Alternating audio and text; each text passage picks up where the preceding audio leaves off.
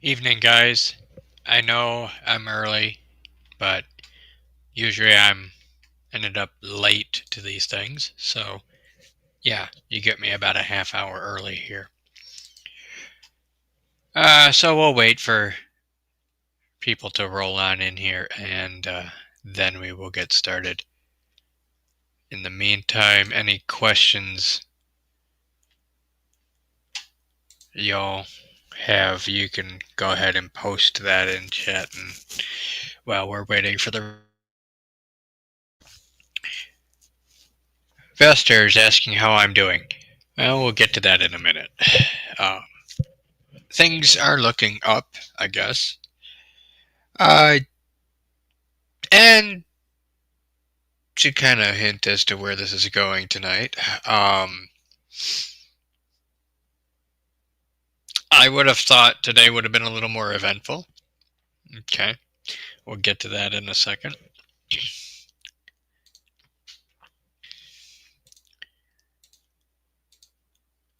Like I said, I know I'm early, but I'd rather be a little bit early than y'all bitching at me like 7:50 or whatever it was that I accidentally marked it as. So hopefully this makes up for that. Uh,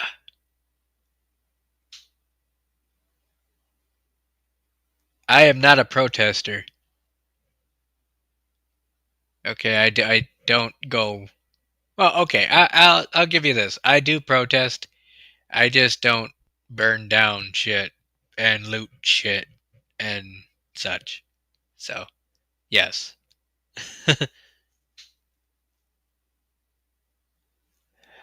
Rip, I'm gonna leave that comment to you and ignore that ever popped into chat. uh Come on, people, where are you? I only got 23 of you in here. Come on. We can at least do 50.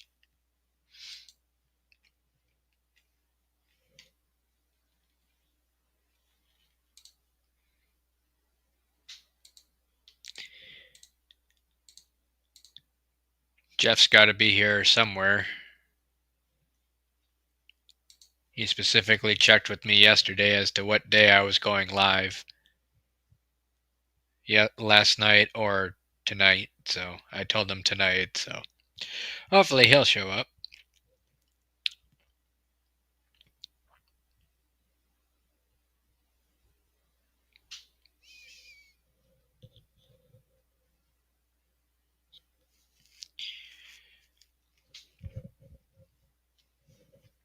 Sam Grissom's, man, I haven't seen you in chat in forever. Jesus. Uh, is your area crazy or not? Um, Pockets here and there. Okay. Um, we'll get to that here in a minute. Thank you, Rip, for sharing. I appreciate it. You didn't have to, but again, appreciate it. Have we been having internet problems? I haven't. Knock on wood. Uh, the desk here. Um, Strangest thing. So y'all know how my computer's the shit, like actual shit, not like top of the line. I actually turned my fucking monitor on and fired my computer up within 5 fucking minutes. Every page loaded, no problem whatsoever. I don't know what happened, but it did. So, yeah. Hopefully that goes well for the rest of the night. I don't know. This computer has a mind of its own. It really does.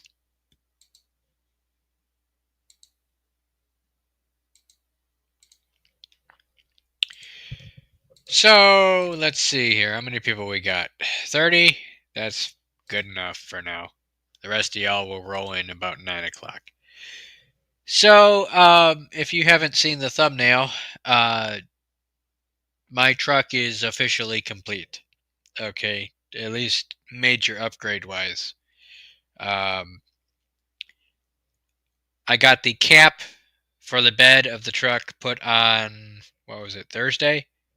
So I got to do some repositioning with it, um, and tightening down the clamps like they said. So I did a water test earlier today and had to caulk a few seams of the metal because Nissan doesn't weld their beds completely, which leaves like paper thin gaps where the sidewalls of the bed meet the back wall of the bed because it's technically two pieces. And they weld for like an inch, skip an inch, weld for an inch, and so forth to give it flexibility. But you can see daylight through that, which allows water in at the corners. So I caulked that with some clear caulk, and tomorrow when I tighten down the clamps, I gotta push the cap forward about a quarter of an inch or so because the weather stripping the guy put on uh, dripping a little bit. But generally speaking, the cap is watertight, so um, that's done. And I actually saved about $600. It was going to be 3,300. Ended up paying 28. So yeah, don't ask me why. Uh, I guess some options were not available for the cap that I ordered. So they took that off the price, and the fact I paid cash uh, dropped it down another 100, and so forth and so on. So yeah, only about $300 more than I paid for the previous cap of the same kind, same model, and everything for the old truck. So in 4 years, these caps went up about $300, which really that's not a lot with the whole ARE cap market. Um, it does seem like they improved their quality of their caps. Better seals around the windows, better attention to detail in terms of drilling and cutting and finishing, those kinds of things. Um, so today, not getting too much into it, but uh, because again, I signed an, what do you call it, a fucking NDA, non-disclosure agreement. Um, but given that this is public knowledge, I should be fine. So I was supposed to be on parade duty today, uh, or they call it parade duty, but it's just traffic control, okay? Because there was shit going on in the city square. Um, and the fact that we were having a get together here at the city, right? They were concerned about the protests, okay? Um, Now, if y'all are familiar with the website No Kings, which I'll leave that up to you to look up, I'm not going to show you it here, but it's a website that you can go to and see where all these protests are going on. No Kings is funded by Walmart, or at least one of the family members of the Walton family. I forget her name, but she hates Trump, and the main family for Walmart supports Trump, so she's a bleeding heart liberal dick bag, basically, that has it out for Trump and has organized and deeply funded all these protests. Um, as far as my area goes in terms of protests, one, they shut down this get together. I got up at 9 o'clock in the morning to be on duty just to be told I can go home. Oh well. Um,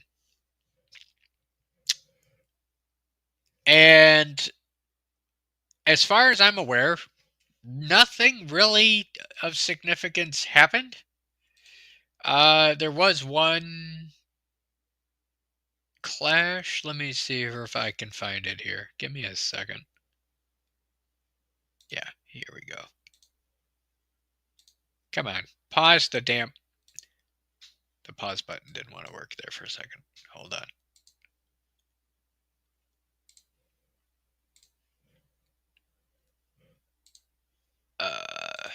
So this was in Detroit. Apparently, a couple protesters clashed with some bikers, and this is about all I've seen. Okay, in terms of people being stupid.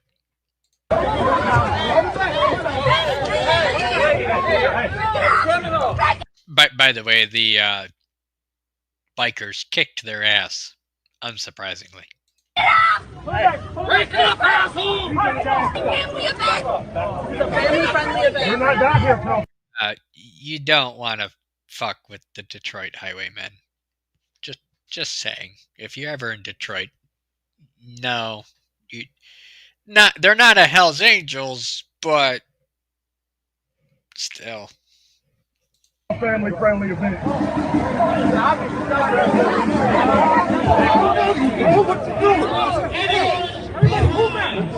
Nazis go home! Nazis go home! Nazis go home! Nazis go home!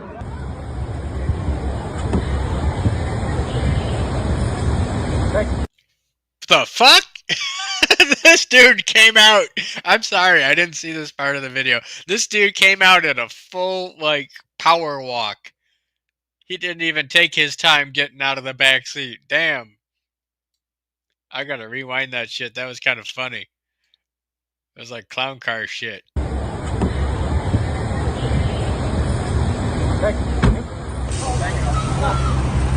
That was kind of funny. It really was. He was ready.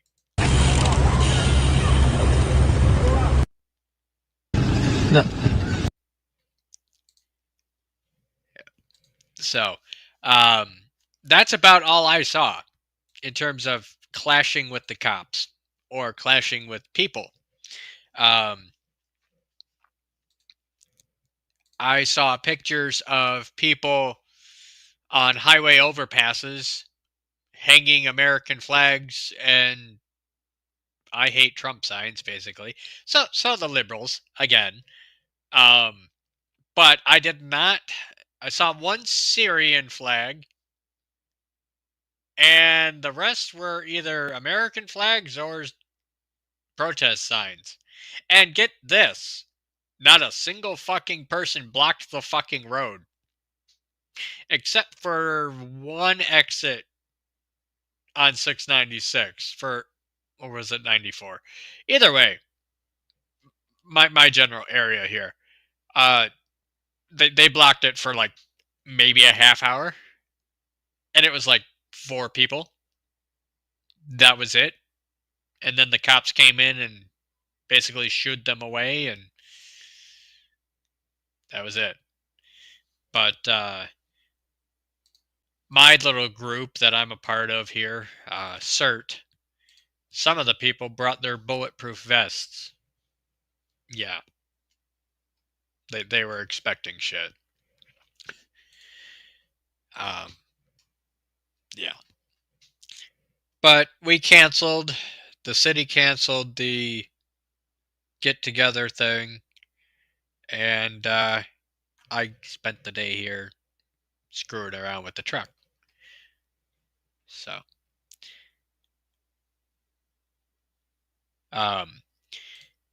My police department did post, and if you know who Grady Judd is, or really any Florida cop or sheriff, they were posting, you better not protest, you better not be acting stupid out there, burning shit, looting shit. We will, arrest your ass type shit. We're not going to take no shit. Okay. My police department reposted that shit, meaning we're gonna do the same shit as Florida is doing here in my city. So, um, I think that deterred a lot of the shit because a lot of people follow um, the Facebook page for the police in my city. So, basically, you fuck around, you find out. So, um, kind of uneventful. Not that I wanted to see shit happen, but I wanted to see shit happen, if that makes sense. Like, everyone was making such a fuss about it that I kind of expected it at that point, and then I was kind of a little disappointed. I was like, yeah, nothing's happening. Let down again, you know? It's like all those times where we expect the big one to hit, and then it doesn't happen. It's like, oh, yeah, I don't know. Yes, Dana, I know we need uneventful. Yes, I like uneventful, but at the same time, the uneventfulness of uh, we are so used to chaos these days, and for shit to pop off, that when things are calm, it's kind of unnerving. So yeah, all little towns here in Southern Oregon,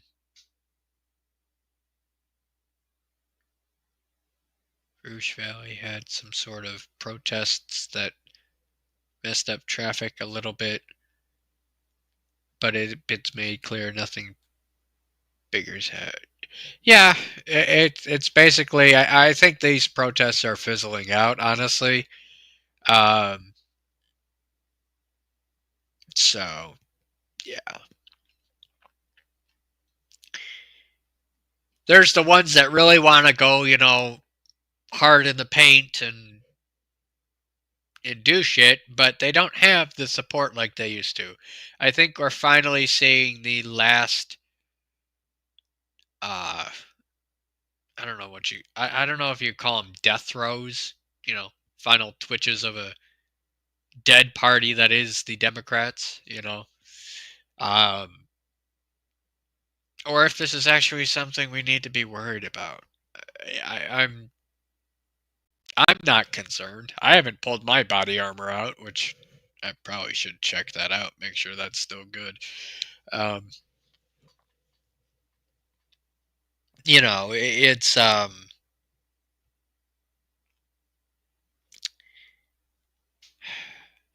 there's some things I want to say, but I don't know if I can, being that I signed a non-disclosure agreement. Um,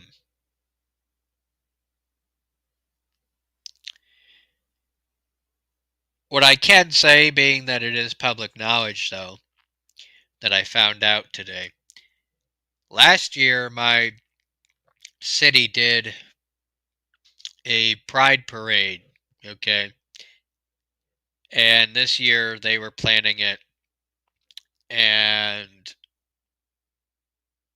basically it was a one and done. That's what this was today.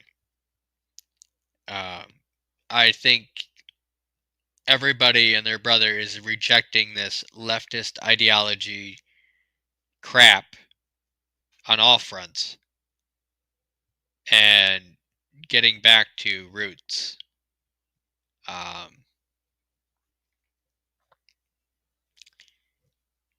Yeah. So,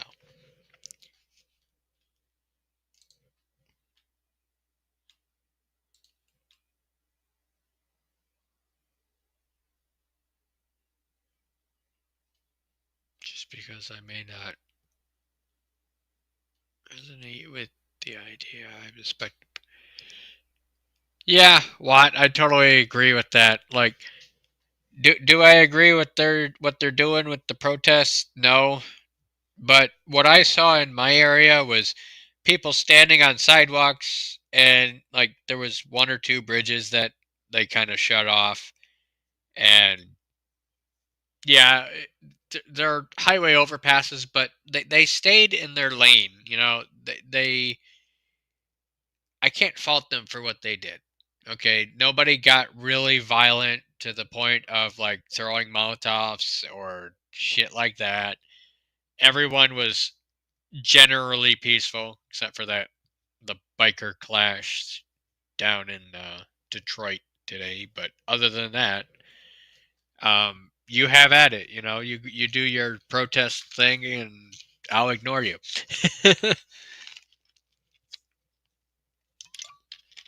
I did find out something. Now, don't take my word as law here. I am not a lawyer. Okay, but my CERT commanding officer, of which his name shall not be named, um, he said he fully agrees with what Florida does in terms of their laws, where if your car is surrounded by protesters, you have every right to run them the fuck over. Um, Not saying that that's legal here in the state of Michigan, but I think they'll pretty well be on your side if you do. You know, the whole thing of don't play in the street when you're a kid, or at least watch out for the cars. So, uh,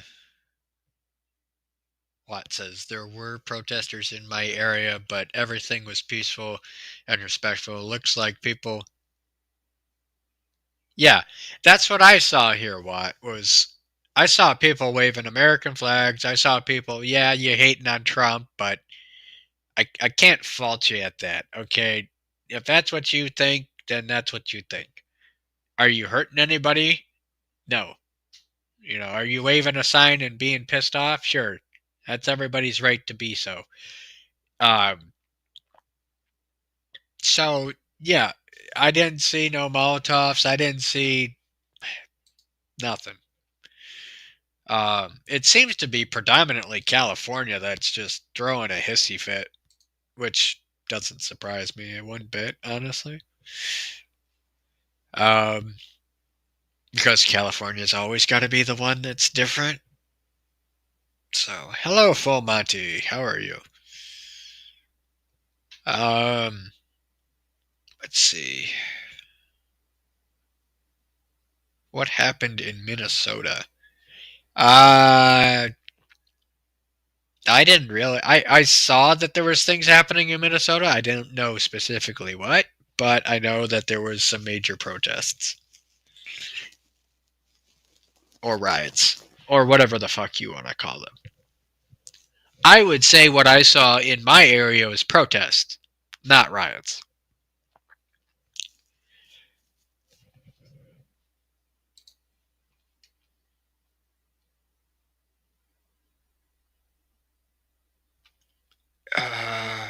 There was this one guy who had an Alabama hat, and look, thank you, Watt. Yeah, okay. Don't don't worry about the Alabama thing. We'll get you one day.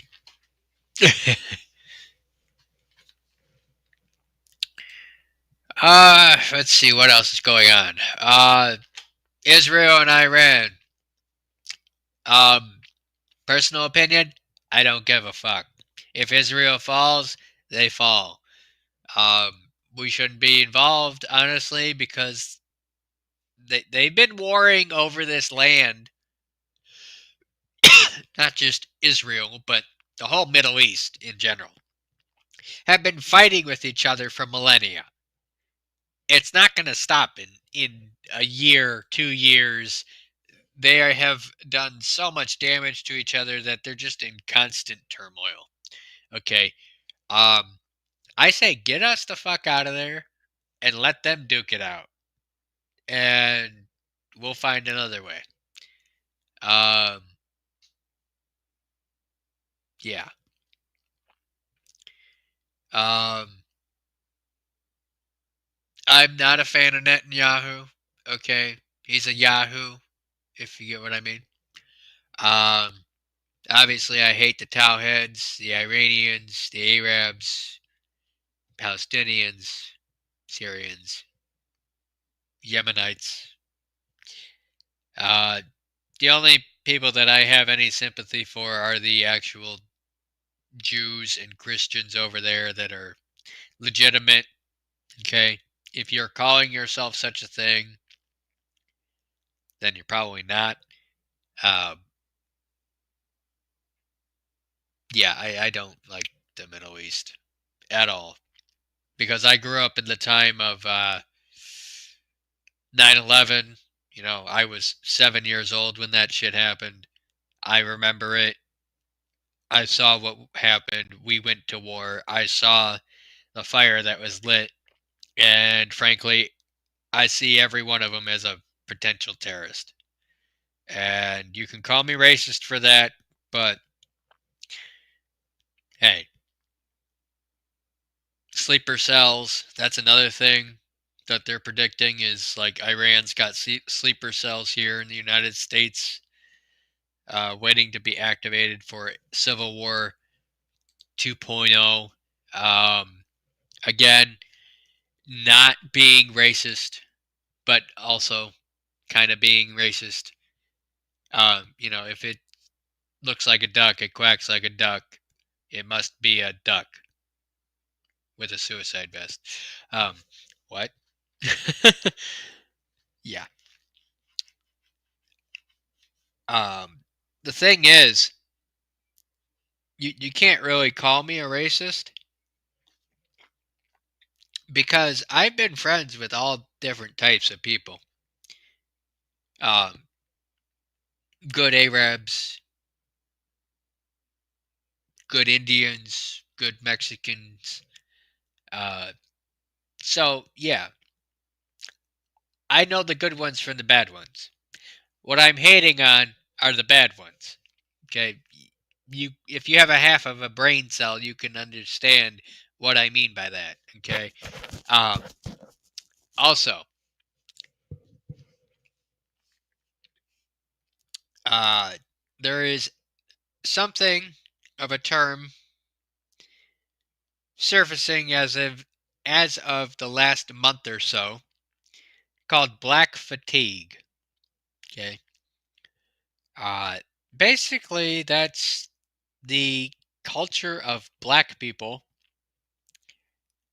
uh, where you're acting ghetto or ratchet or uh,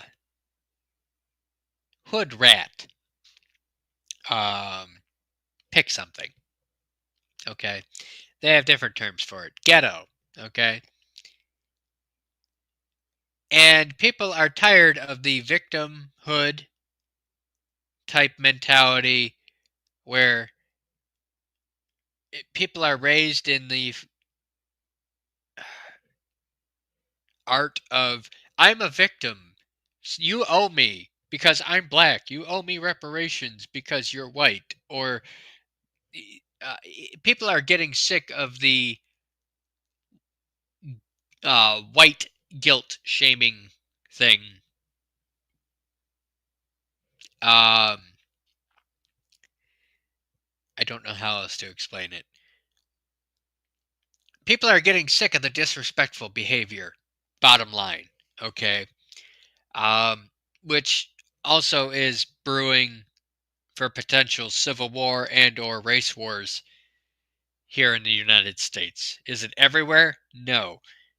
Have I seen anything? No. But I wouldn't be surprised at all. Um, Again, not being racist at all, but culture needs to. Our culture in America needs to stop this disrespectful, ratchet, ghetto ass, you owe me victim mentality. And they need to stop with this flaunting. Let me make this clear. I don't give a shit if you're gay, bisexual, lesbian, whatever the fuck you are, uh, you know, whatever you identify as or whatever you call yourself. I don't give a fuck. What I give a fuck about is when you shove it down other people's throats that don't care for it, i.e., myself and every other self-respecting American. Where you put it in the schools, you put it like you have to have your own slice of the pie because you're different. Guess what? You're not. You're not special. Well, maybe in the mental side of things, special needs type crap, but that's a different type of special. Um, but I'm tired of well, not only me, but this country is tired of the pushing it down our throats just because they feel they can. Okay? If you want to do your own thing, do your own thing. Don't involve me. Don't involve your neighbor unless you're into that. And it's consensual. Um, don't bring the rest of society into your weird shit, okay? Um, don't bring the rest of society into your victimhood mentality, ghetto culture. Um, and I think this country needs to start demanding better of itself. Okay, when you see somebody in Walmart dressed in pajamas and slippers, and they call that like going out attire or whatever, call them out on it. Be like, why are you in your pajamas? That's weird. And leave it at that and walk away or something like that. Leave a little hint in their mind that, hey, this isn't right. Don't confront them too much to where you start something, but point it out like in a indirect type of way. Like if you're with somebody, talk to them and say, "Hey, did you see that guy in his pajamas? That's weird." And don't talk to the actual person directly, but talk loud enough to where they can hear you. You know what I'm saying? Um, or if somebody's kid is being loud in the store or restaurant, uh, be like, "I'm sorry, I can't hear you because it's so loud in here." Be a little obnoxious to give them a hint of, "Hey, shut the fuck up." Um,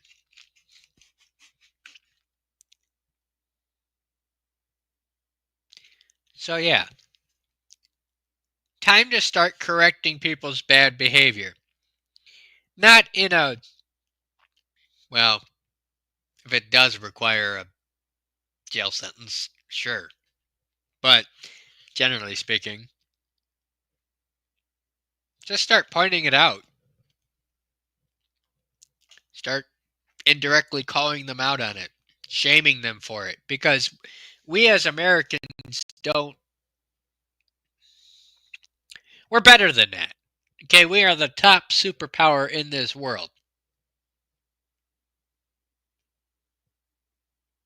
How does that make you look? I have memories as a kid. Just after 9/11, we're looking at, 2002, 2003, even to 2004, where I would go and we're going through grade school and shit, and they'd have the music room, right? And I remember back then they would be singing patriotic songs, right? Um, this is where I got my love for Lee Greenwood and all that. Um, we played a lot of that, and every morning for the school announcements, my principal, he's retired, so I can probably say his name on here, Principal Hardy, he could play the guitar, and he would play Lee Greenwood live on the TV as we were saying the Pledge Allegiance to our flags in our room. And I won't forget that. And I think this country has forgotten what it means to truly be an American. Not to go on a patriotic tangent here, but really, where is America's self-respect? Um,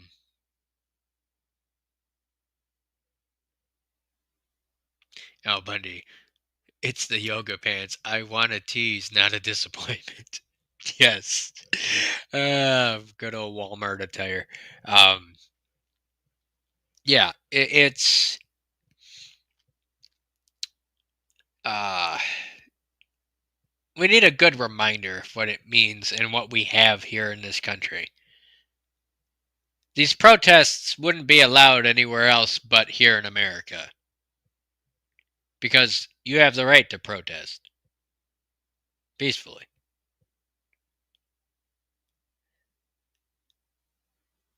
That's the only place in this world that you can actually do that. One thing I did notice today, and I don't know if this is an indication of things, but did you guys notice the parade in DC? All the tanks and heavy armored vehicles were painted either a darker gray or a dark green, an OD green.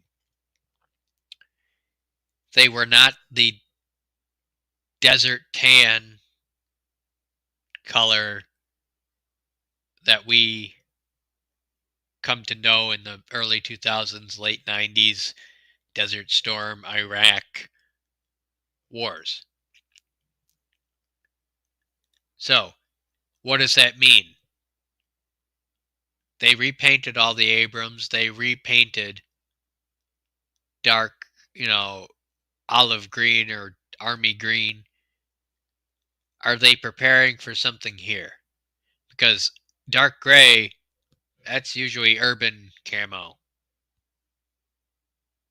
So just a thought for my own knowledge or speculation, whatever you want to call it.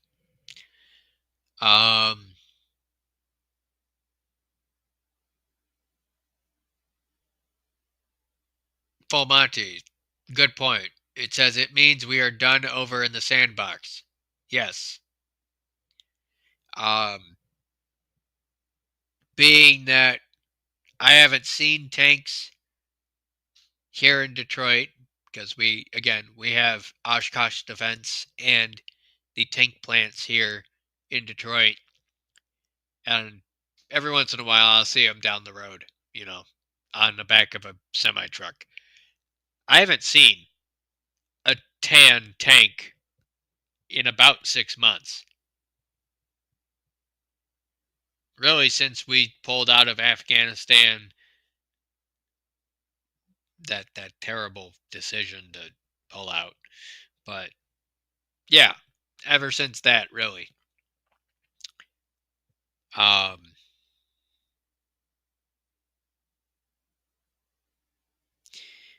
So it raises the question: what are we preparing for now? To deal with our own shit here? Peace times? I don't know.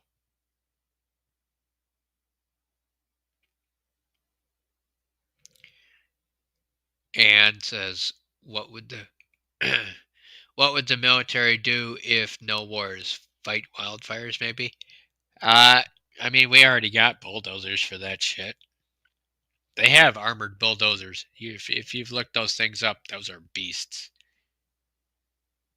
Like you think your regular bulldozer's badass. Like this is, if you had an Abrams have a baby with a bulldozer, bulletproof glass and all. Like, beast. Puts the killdozer thing to shame.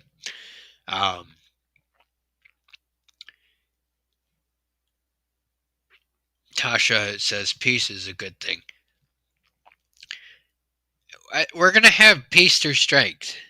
I'm okay with the military, and I'm okay with the rule of law. I'm okay with the police, for the most part. Still some bad ones out there, but that's neither here nor there. I've noticed since Trump has gotten elected that the cops have really chilled out. Maybe not on a local level. Between mayors, mine in particular, being a Democrat, fucker. But the tension or a good uh, portion of it is gone.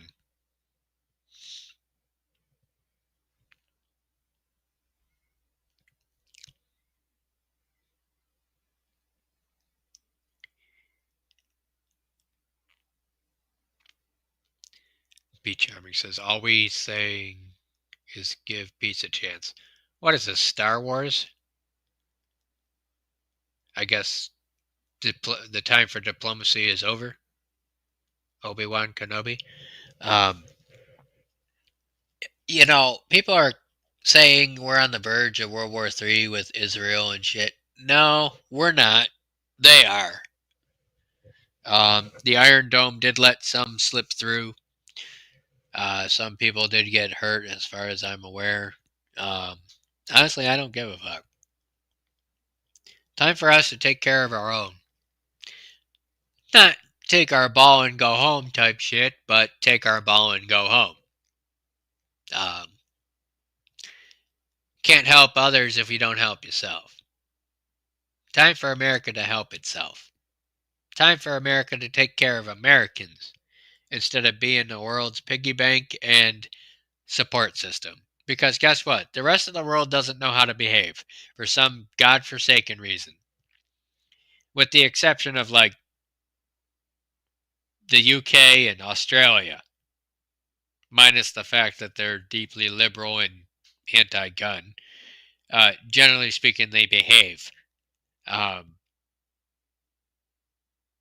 I would say Germany too, because Germany learned its lesson twice. World War II, World War One, that kind of shit. They know not to fuck around.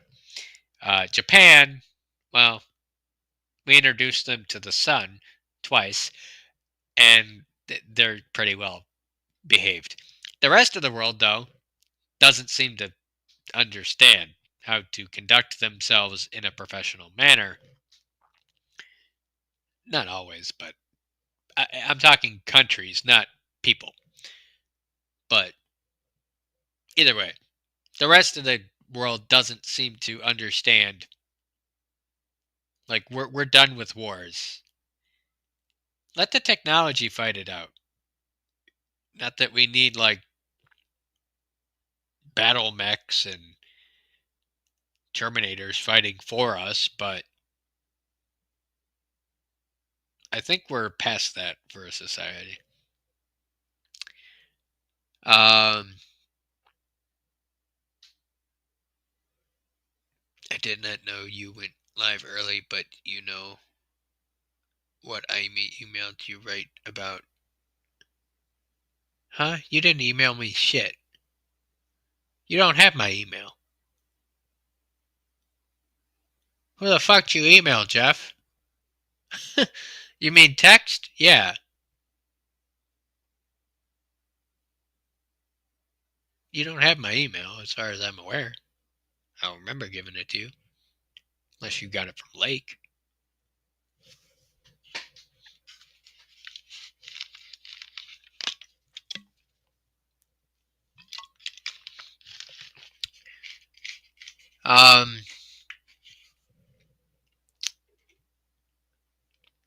So let me get a feel for the room here real quick.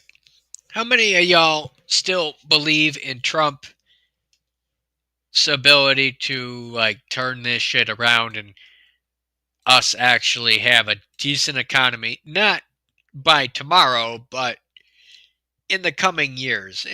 I would say a year to a year and a half.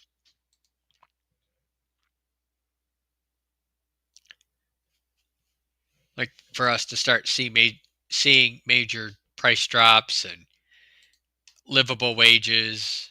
Like, do we really think that that's still possible?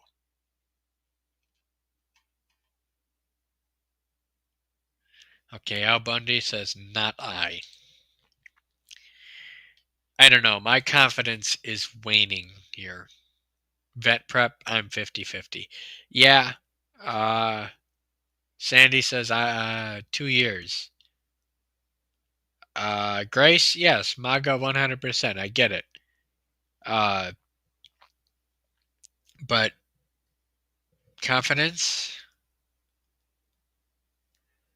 Debbie says, yes, he will do it. Vicky, yes.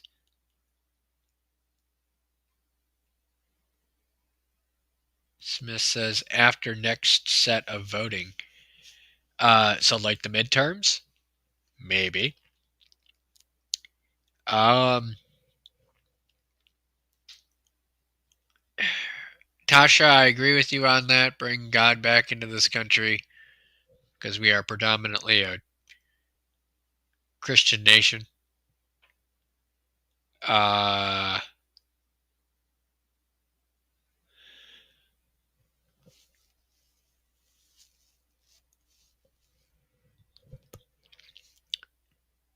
Gigi says, if Americans stand behind him. Well, I would say a good 80% of Americans are behind Trump because none of this deportation crap, none of what's going on would be happening if we didn't vote for it. Thank you, Tasha. Um, yes, Mindy, we know Trump will do more than the last one. Shit. Me sitting at my computer could do more than the last one.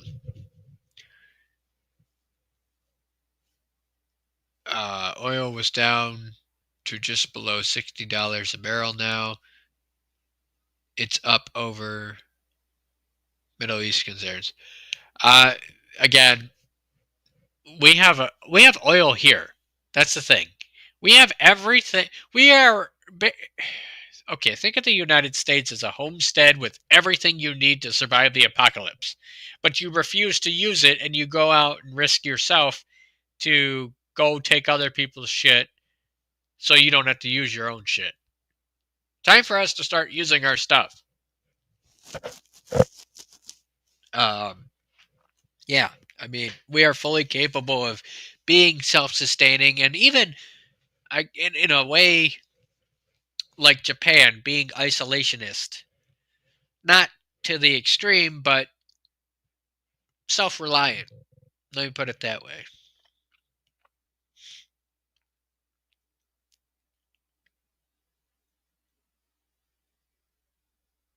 Anne says America always had a ego attitude.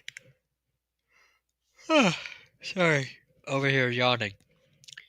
Um, yeah, because America's the only country that has ever told the rest of the world fuck off and actually won. Because in 1776, we told the biggest superpower in the time, Great Britain, fuck you, and we beat the snot out of them. Granted, by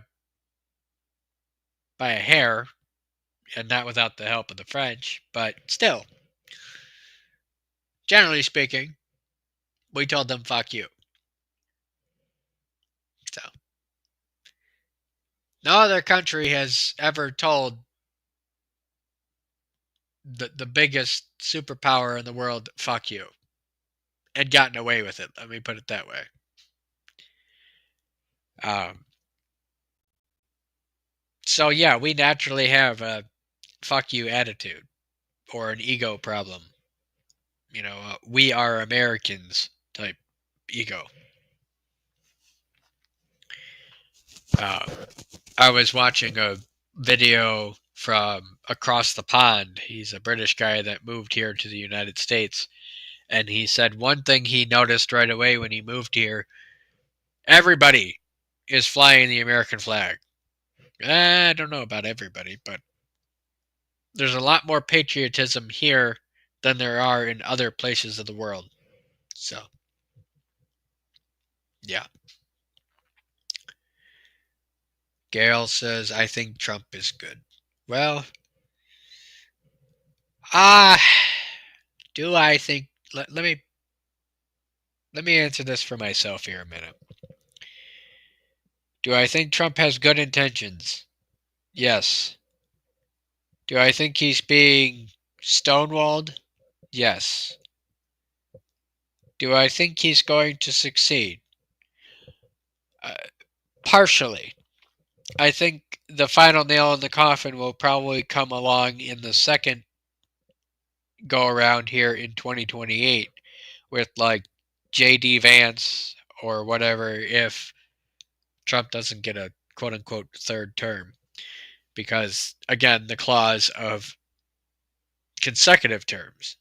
If you skip a term, and yeah, you can technically have more than 2 terms. But that has been remained. We have, I can't English right now. Um, that has remained to be seen.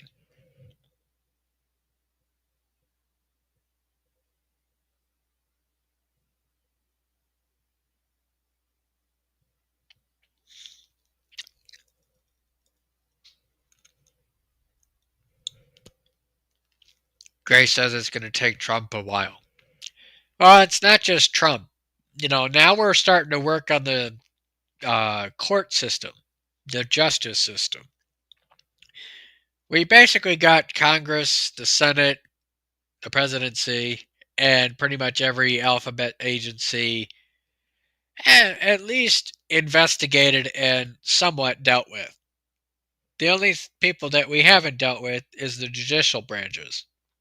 Because if we can't prosecute these people that we've found out without good judges that actually do the right thing. So we're working on that too.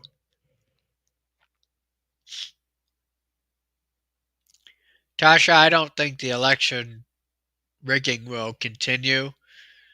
Not without us watching like a hawk, like we did last time with Trump here getting elected. Uh, I think we've cleaned up about 75% of it, if I had to take a guess. Probably more by now, but we'll see.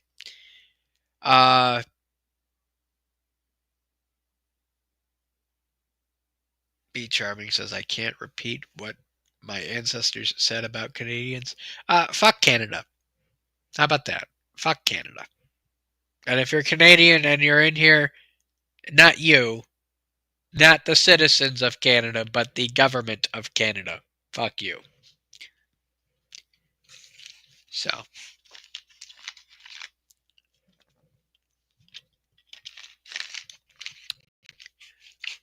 Let me go ahead and drop the invite and we'll see where this goes, and maybe we'll have a bit of a discussion about something. Notice I didn't go anything into specificities there, because it always gets off topic. Let's see. Did I miss anything? So, truck cap is set. Protests. I did put the radio in the truck. Which, by the way, the radio in the truck, having the antenna on top of the truck, holy fucking shit, dude. Yeah, that's some good stuff. For what it is. For spending like $130. Yeah.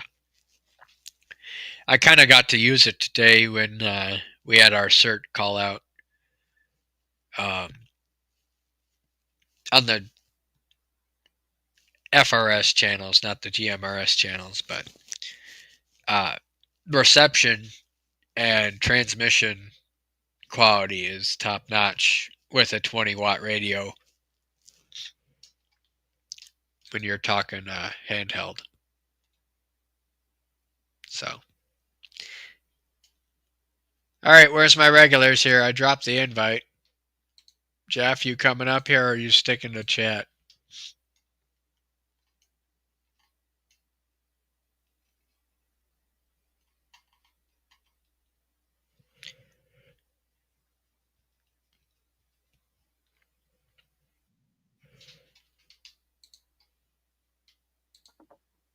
No. The Staring Eagles. The staring contest has begun. Some. What the fuck? What's the matter, Jeff? Oh. Another damn screen popped up. I hate that. StreamYard screen. Yeah. Tell me about it. Did you get my email? Not email. Did you get my mail today? Your texts that you kept texting me? Yeah. Yes, I Yeah, did. they see it. Yes. Okay. Are you talking about the CB radio thing? Well, both of them really, but yeah, Okay. the CD radio that was the one I've been talking to you about. I see. I did not watch the video.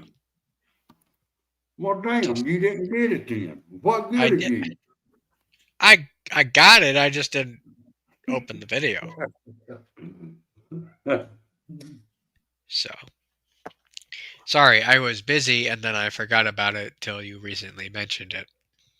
Truthfully, I had forgot that you was doing work today too. Well, like I said, it ended up being a flop because of the protests potential and such, and they didn't want us getting into it with the protesters. Oh shit! But never mind. I'm leaving that out. I got one thing to say. Y'all people out there in chat land, I hope y'all having a good day. Okay, I'm back. That was that was commercial from your favorite commercial.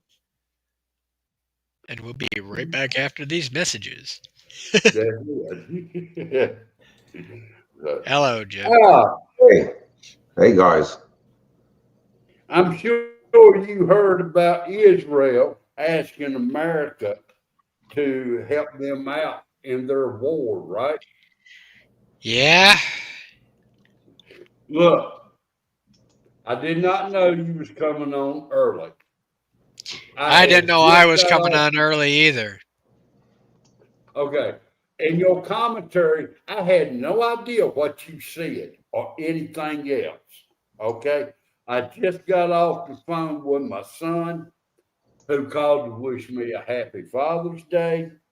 And happy Father's Day to all you dudettes out there in YouTube land. Dudettes. Well, you got some women out there who Okay. mother, Yeah, sure. you know, like it right there. But like I said, I have no idea what you talked Just the fact that I got the truck cap, the radio, about. That's a and then badass damn basically we got to stop kowtowing to the LGBTQ and the victimhood mentality of people. Yeah. Thank you, Grace. But I mean, calm before the storm. Okay. I'm gonna put it like this. I really don't know how much of a storm this is going to be. It all Well, depends on I don't know if everybody has heard or not, But what Iran bombed, okay, yeah, and I said it, is the plant of where they are making the nuclear caps for the missiles, in other words, to You assemble. mean Israel bombed that in Iran, Yeah. not That's what I said. Iran in Israel? Because Oh, yes. now vice versa, folks. I'm a little bit forgetful in my old age. But yeah, that's what Israel is bombing, is to keep Iran from making nuclear bombs. Now, mind you, yeah, they do have bombs, but right now, to my knowledge, they don't have none that will go from there to here. Well, Yeah. Jeff, they're buying stuff from China right now, Iran. They've had stuff shipped over there, enough to make 1,000 more, missiles.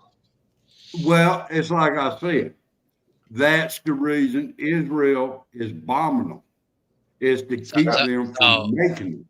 so I got this here for you. Bomb, bomb, Iran. Bomb, bomb, bomb, bomb, bomb, Iran. Bomb, bomb, bomb, bomb, bomb, Iran. Love it. That'll work.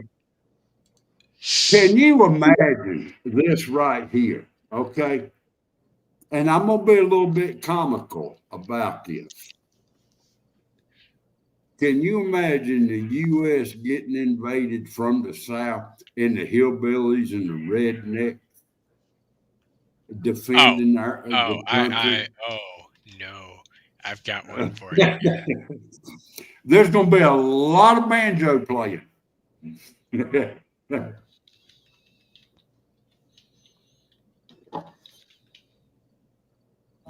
one thing you got to remember with the prices, okay, the stuff with the oil drilling, Trump has to undo legislation that was passed under Biden and the Democrats. He can increase the amount of oil coming out of Alaska fourfold of what it is now, but we need more legislation passed, and it's going to take time. But with all the oil that the U.S. is sitting on, why buy it from other places? Because our hands are tied till the legislation gets undone. They got to pass more laws, and everybody knows it takes Congress so long to do anything. Screw them too. Damn, well, one you kind of quiet tonight. What happened? Cat got your tongue. Yoo-hoo. Jeff, would you shut the fuck up? I'm trying to listen to something here to find something. That's about damn time you saying something. I told you I'm listening to a video here trying to find something for you because you made a comment. Jim, bye.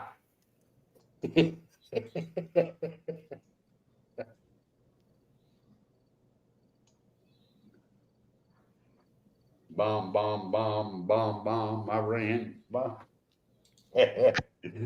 You got that damn song stuck in my head. Jeff, I'm would gonna you be shut the fuck singing up, that. bro? No.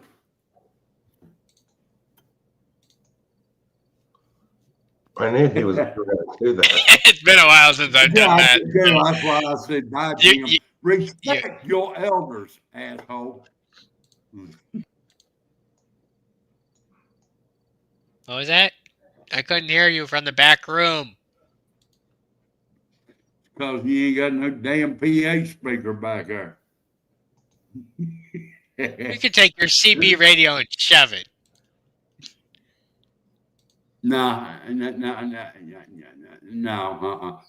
It ain't wrapped in pink duct tape. No, Then it's gotta be pink camo duct tape. That'd work. This is a little tiny town right here in the Gulf of Mexico. Big old ship full of troops could land here tomorrow, take over Homa like that. Make Homa their base. Next day, they take over all of Louisiana. They make Louisiana their base. And from Louisiana, as a central position, they take over the rest of the United States of America. How you feel about that, Mr. Funny Man? Bullshit. And I stopped her right there.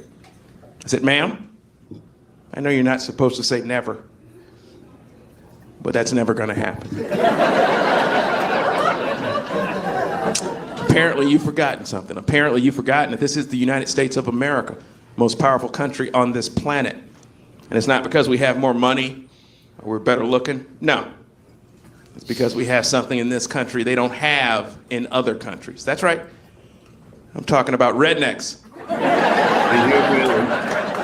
Good old boys with an arsenal in their basement that have been waiting for just such an occasion since 1775. Amen. 101. I know you fall in that category too, don't you? What? Well, he just said since 1775. I'm not that old. I'm not as old as you. Inherited. Sure. Then 101, one thing you got to remember with the oil, even if we increase production, we don't have the refinery capacity. The refinery in Philly that they closed in 2019 was the largest east of the Mississippi, and there's no plans to rebuild it. Well, there's the plant in Texas that does it, but that can't do it alone. And our Pennsylvania Senator Mike McCormick, I've heard him on local talk radio.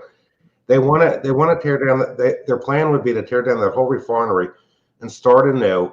But the powers that be in Philadelphia are against it.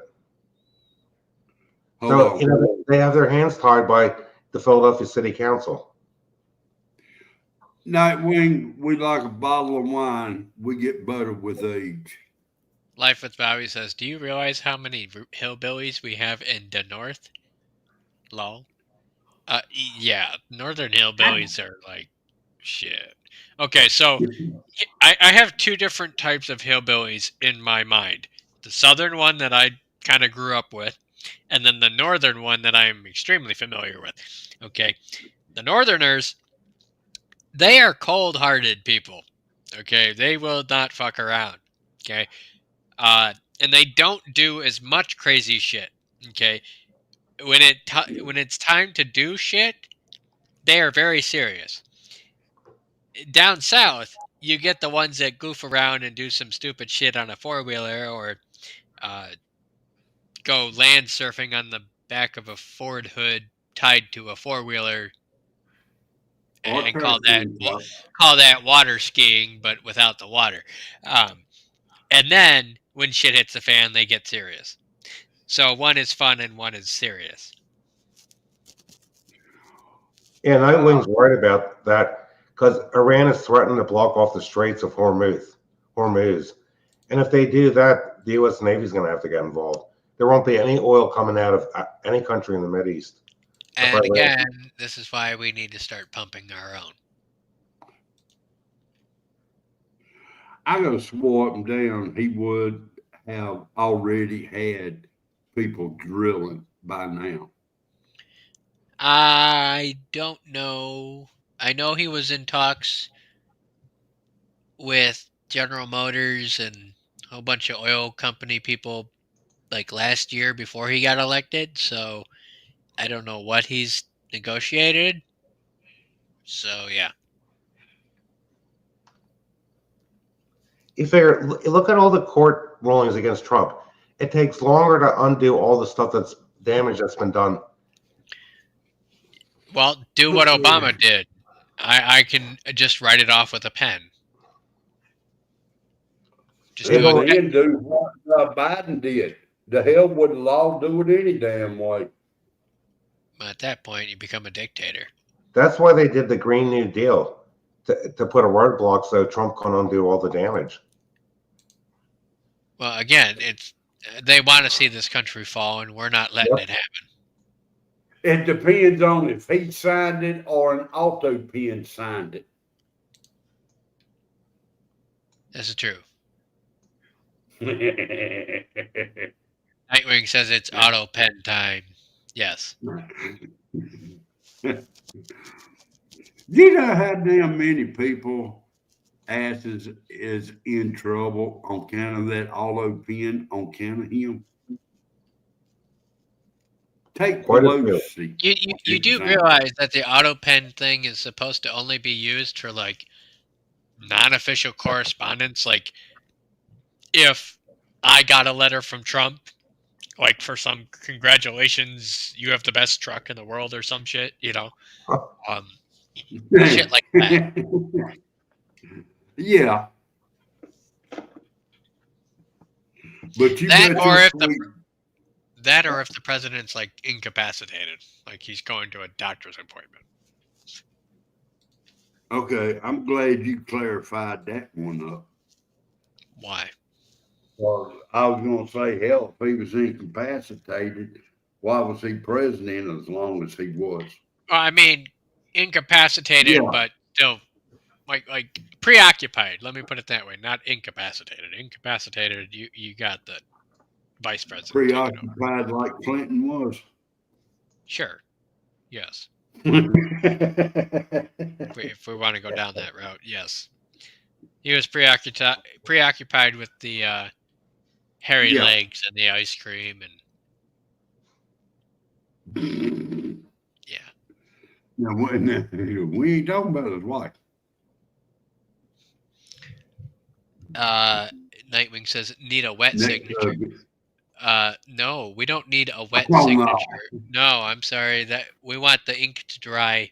Anything wet that we get for no, that just doesn't sound right. I'm glad you addressed that before I did. Yes. Dana B says like an autograph photos. Yes, exactly. It's yeah. It's like taking a picture of a signature. They ain't the same. He did not harvest. I like He did that. not inhale. Oh. Yeah, He did not inhale. Inhale. ain't My that brain what hurt. he said? Or was it somebody else that said they smoked pot but they didn't inhale? That was Bill Clinton. Oh. That's what I thought. Okay, so Bill Clinton, we've had Elon, we've had Hunter. Let's see. Yeah. And you wonder why the drugs don't go away. Wait a minute. Harvest, I bet you anything he had pink duct tape and fuzzy handcuffs. Why are you Okay. missing a pair, Jeff? Hell yeah. Did you get them? What? No. I think Dixon moved them. Oh dear.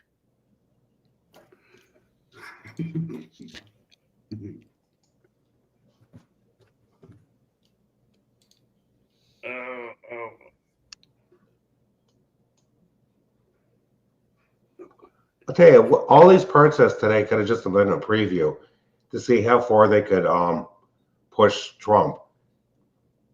Because during the parade, I put MSNBC on for a few minutes, and they were putting down the fact that the LA police used tear gas. Now, how does a news correspondent on TV know what was really happening there to say it wasn't justified? Well, to begin with, you know they ain't getting out of their office to go even to the bathroom, much less a protest like that. Life with Bobby. Willie Nelson may have smoked in the White House, but did you know that the Beatles also smoked in the Queen's chamber in England? Oh dear. Now, here's a funny one for you, Jeff. I like her. I like her videos. Here's a funny one for you, Jeff. What? Every year, me and my buddies get together and we go hunting at the same spot. Well, this year, our buddy Roger, his wife Holly's like, "You're not going. I'm putting my foot down. That's it. we're done if you go. So he's like, I can't go, guys. And we're like, oh, we understand. We'll get one for you, buddy. Don't worry about it. So we all headed down to the campground on Friday, and you can imagine our surprise when we pulled in. There's a fire going, a tent set up, and there sits Roger next to the fire, and we're like, what the hell? You thought he said he couldn't come. So we get out, and we're like, Roger, what? I thought Holly said you couldn't come. And he's like, man, it's the damnedest thing. And he goes, last night I was sitting there watching TV, and she come walking in, living in her this brand new lingerie, and stood right in front of me and said, I have to have you right now. Meet me in the bedroom. And he goes, so I got up and I followed her to the bedroom, and she laid down on the bed, and she reached in the top nightstand drawer and pulled out 4 sets of handcuffs. She's like, I want you to handcuff me to the bed. And I was like, damn, all right. So I did. I handcuffed her to the bed, and she goes, now blindfold me. And so I blindfolded her, and I'm like, this is getting crazy. And then she said, now do whatever you want. So here I am.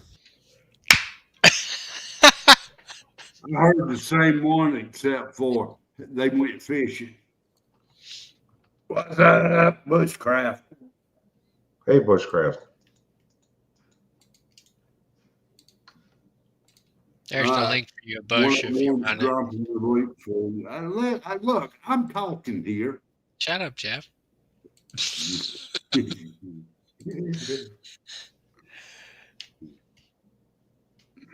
Oh. Ooh-wee, mercy. You I fart. ate some hot dogs. Yeah, boy, I ate a hot dog. I was joking, but damn.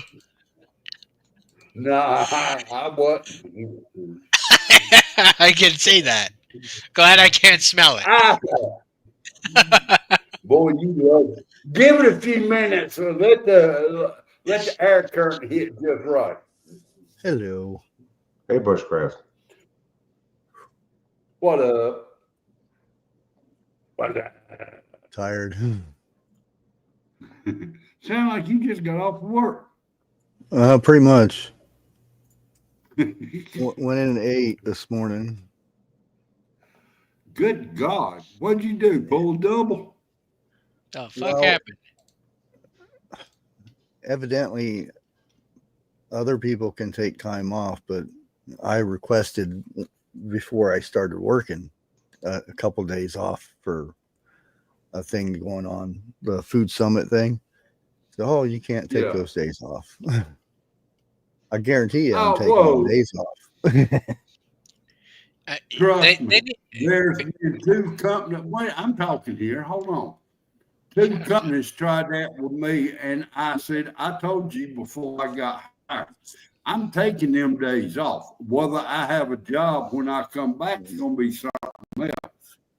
Well, one of them, I didn't have to go back. That's what I told my place of work. It's like when I put in for time off, it's not a request. That's happening. yeah. I mean, the company that sponsored me is doing the whole summit thing, and it's only right for me to show up, especially because I live in the same area. I mean, I've got what you do.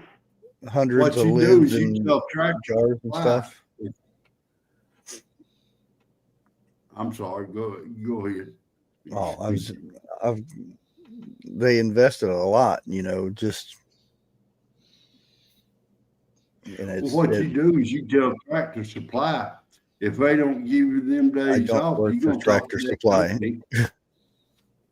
Oh, the other one. Sorry. Yeah. Just tell them I'm going to talk to them, and you won't be getting no more of their business. Well, they don't have any products there. Oh, well, I'm sure he knows what stuff is in the store. Madonna me. But one of the things that the last guy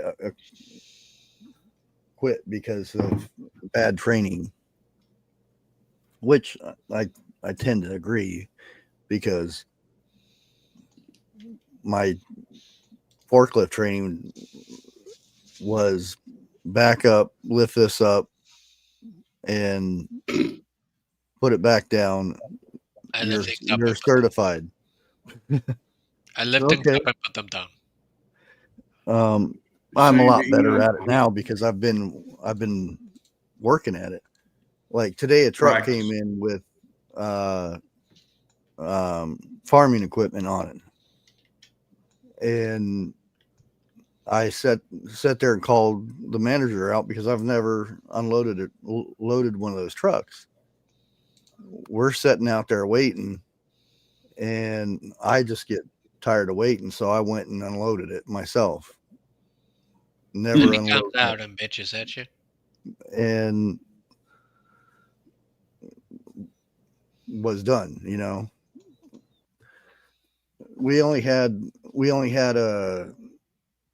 3 pieces of equipment, but you get a 6-foot brush hog, and they're standing up, and you have to take one of the forks and stick it in between the wheel and a brace and lift it up, and then move it through the other equipment, and That's then retarded. bring it down. That's retarded. Yeah. And one of the things ticked me off this morning, I come in and there's, you know, they sell batteries, so there's core charges. So I look at the core batteries, that there's a cart that they put the batteries on, and it's triple stacked, which it's never supposed to be that high. So I go back there to unload it onto the pallets. The pallets are all full. So that means I have to lift the pallets up and put them on about 6 pallets because we don't have a wrapping machine. So I put them up on top of 6 pallets, and I have to wrap them with about 30 times around this thing. And then I have to take them outside, and I have to mark them down and do a whole bunch of other stuff, which that should have been taken care of Thursday or yesterday for that fact. So I didn't piss with it. I just threw the batteries on top of the other batteries, and that was it. So the only problem is I'm the only one working again tomorrow. Oh, so I'm gonna end up having to piss with it again. See, we're supposed to have 2 people working the busy times. For some reason, when I work, there's not 2 people. I do the work of 2 people. I know that feeling. And I'm getting tired of it because I was out there and we've got a thing, thermometer out there that by the greenhouse, or it's not a greenhouse, it's just a garden center where it's a bunch of skids with plants on them, stuff like that. And it was 110 degrees. Good God. Out on the parking lot. I know the that asphalt and stuff. I know that feeling of working 2 departments at the same time. Well, technically, I'm doing a hell of a lot more than that. I'm supposed to just be loading, but I also go and get the carts. So there's a whole line of stuff that I've been doing. Why are you bending over backwards outside of your job description? Well, and on top of that, it won't let you off. Well, I'm only supposed to be working part-time, but I'm actually working full-time. I'm actually working full-time, but I'm not hired as full-time. I'm still under the part-time clause. You do know if you work full-time for 6 weeks straight 40 hours a week, they legally have to change you from part-time to full-time. I'm only hired as seasonal. But under United States law, if you work 6 weeks at 40 hours a week due to taxes, they have to now change your status from part-time to full-time, at which point you get benefits. Well, I get benefits anyway. Oh, hello, Jim. I mean, lost the connection. I don't know what's going on. the company is a very good company, but I don't know if it's just this one, but their training is here. Go do this. Yeah, I was actually surprised. They don't show you anything. I got basically wing it, and I found out that one of the other workers said that I didn't hook up sprinklers one night, and I had proof from the nighttime supervisor. I get along with the younger people of the store, which is kind of normal. And the older people are just, they're just old. So here's the thing is, why have you not gone to HR about this training thing?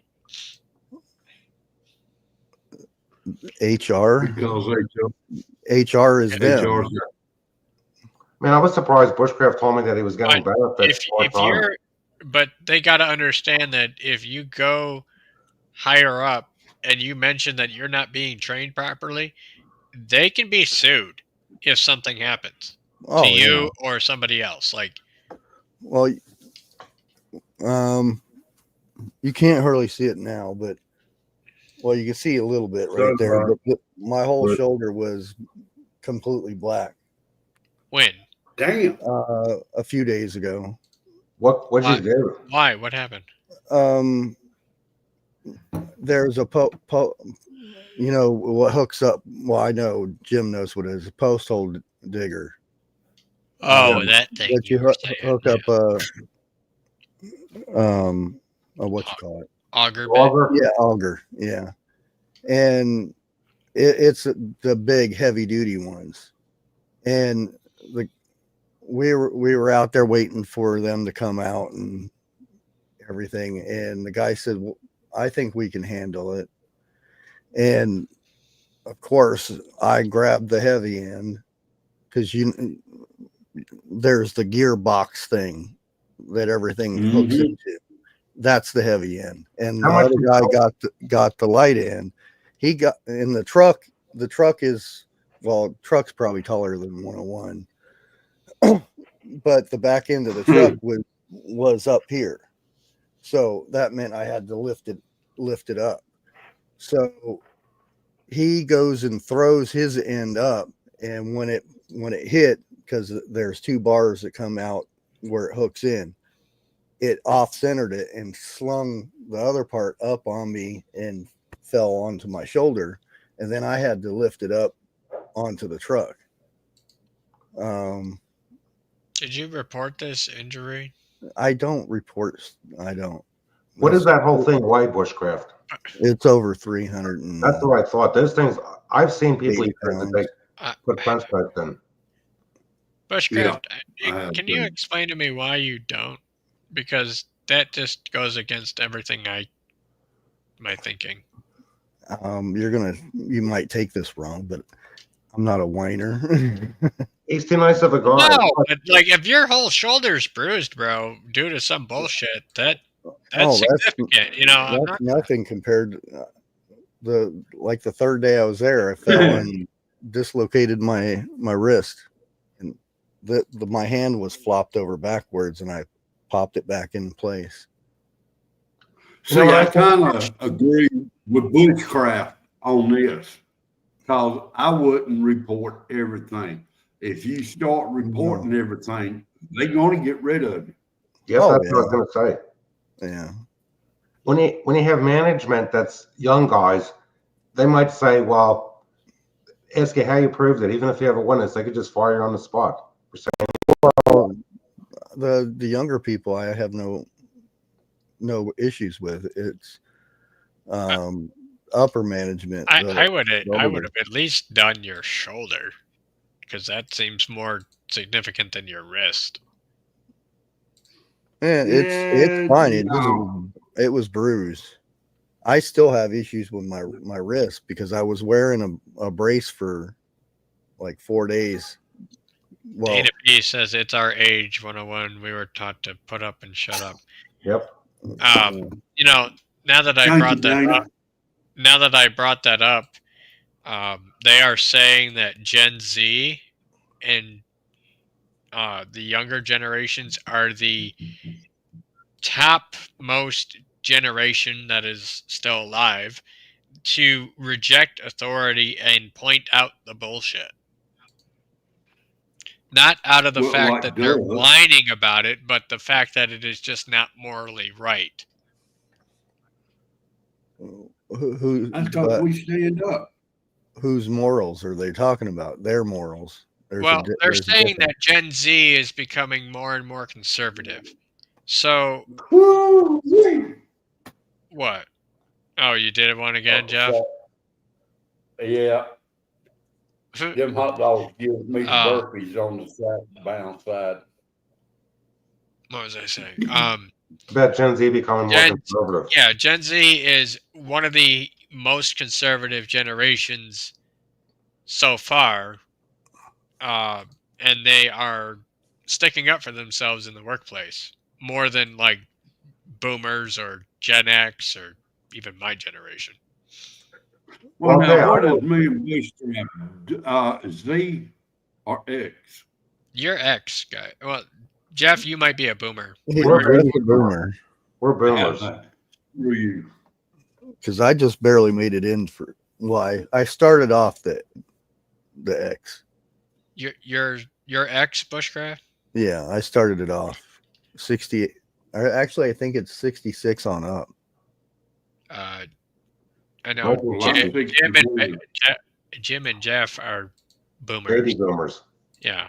And I'll tell you why. I'm a millennial. I'll tell you why the younger generation has gone conservative. They had to stay home from school for a year and got behind with the lockdown. And then they saw how the inflation going on and how their parents were struggling to get by. And they thought, okay, the way the Biden regime was running things, they were running this country into the ground, and these kids wised up. Right. We were having trouble before that. I don't know why everybody uses the COVID as a thing, because all right, I'll be back in a minute. It wasn't like 4 years of it. It was because my kids all got A's because they had to go online and do. The thing is, it wasn't just COVID itself. It was everything that involved COVID, the shutdowns, then the recovery, and if you want to call it. But we had stuff before that. It wasn't like, before Trump, with Obama. Yeah, but this goes back to the Department of Education. Everything started, this country had such high scores in the 60s and 70s. Oh, that's a long time ago. That's I know. But the thing is, these kids had to stay out of school and do it over the internet virtual for a year. And a lot of kids just got behind. And then having to wear a mask and being separated from their friends. So the reason they're becoming so conservative mainly is because my generation and their generation are seeing that our futures have been stolen. Yep. And, we were told, or I was told as a kid, and I'm sure you, Bushcraft, and the rest of you, were told you work hard, you earn enough money, you buy a house, you raise a family, and you live out your golden years. The iconic American dream, or at least goals to strive for, right? Okay. We were told if you play by the book, you get rewarded. Well, my generation, millennials, and Gen Z, the newer ones, and then That's even out. The new one is alpha. the new one is alpha. Yeah, even the starts of alpha here coming up are seeing that, hey, this is not, we're not making it. We're doing all the things, but we're not reaching the finish line. No matter how hard we work, we are working ourselves dog ass tired, and it's still not adding up. Well, And we're sick and tired of it. That still didn't. Ask Jeff how hard he worked when he was coming See, up. that doesn't. It's still the same thing. No, it's not, because when things are 10 times, 20 times more expensive at the same rate of pay, equivocally speaking, No.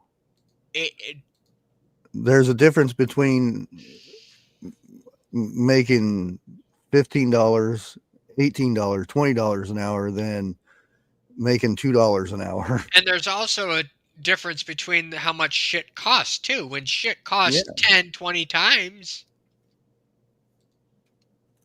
But I think it's an excuse, because I know people It's not from work there alone that they don't make as much as I do, because I work outside. I'm going to give away a little bit of my and they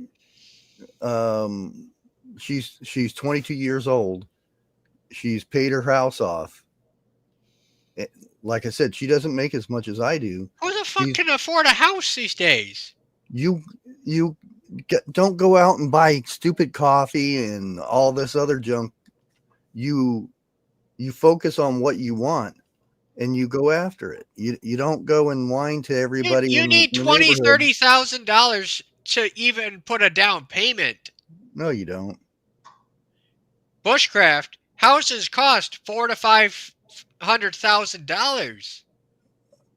Yeah, if you want to go live on top of a mountain somewhere, yeah.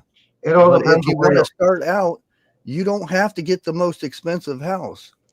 You start out at a small point. Well, but even those houses, okay, so let me put it in perspective here. Back in 2010, when we moved into my house that I'm currently sitting in right now, we bought this foreclosed for $30,000. That's what it was valued at. That was the market price. Okay, it is now worth what? $280,000, and it's only a 1,300 square foot house in Metro Detroit, and it's not even that big of a house. It's not luxury. I've lived in 3,000-4,000 square foot houses that in Alabama will cost $250,000, the same price that this one costs today back then. It all depends on where in the country you live. I was talking it's where, it's when, and it's inflation. When inflation goes up 25%, that's 25. Name something. It gets ridiculous, dude. Hold on, let me jump in. Let me jump in on this argument. All right, around here where I'm living, I'm talking a good house. Yeah, I'm not going to say who it is, but there's a couple or a family who's buying their first house, almost $500,000, and that's cheap for around this area.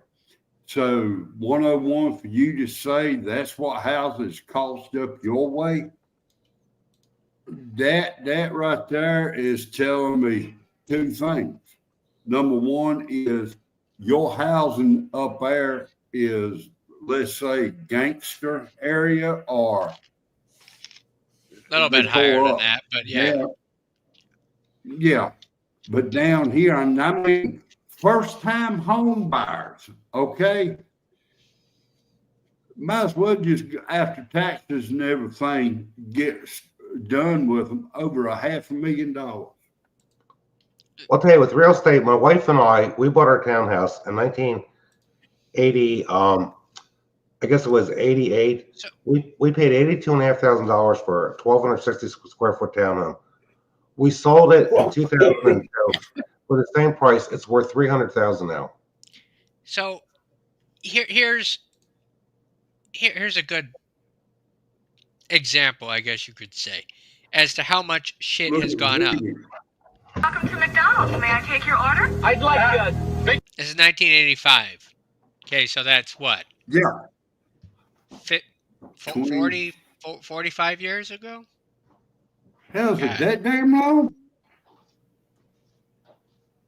Not 45, about 40. So 25 plus 15.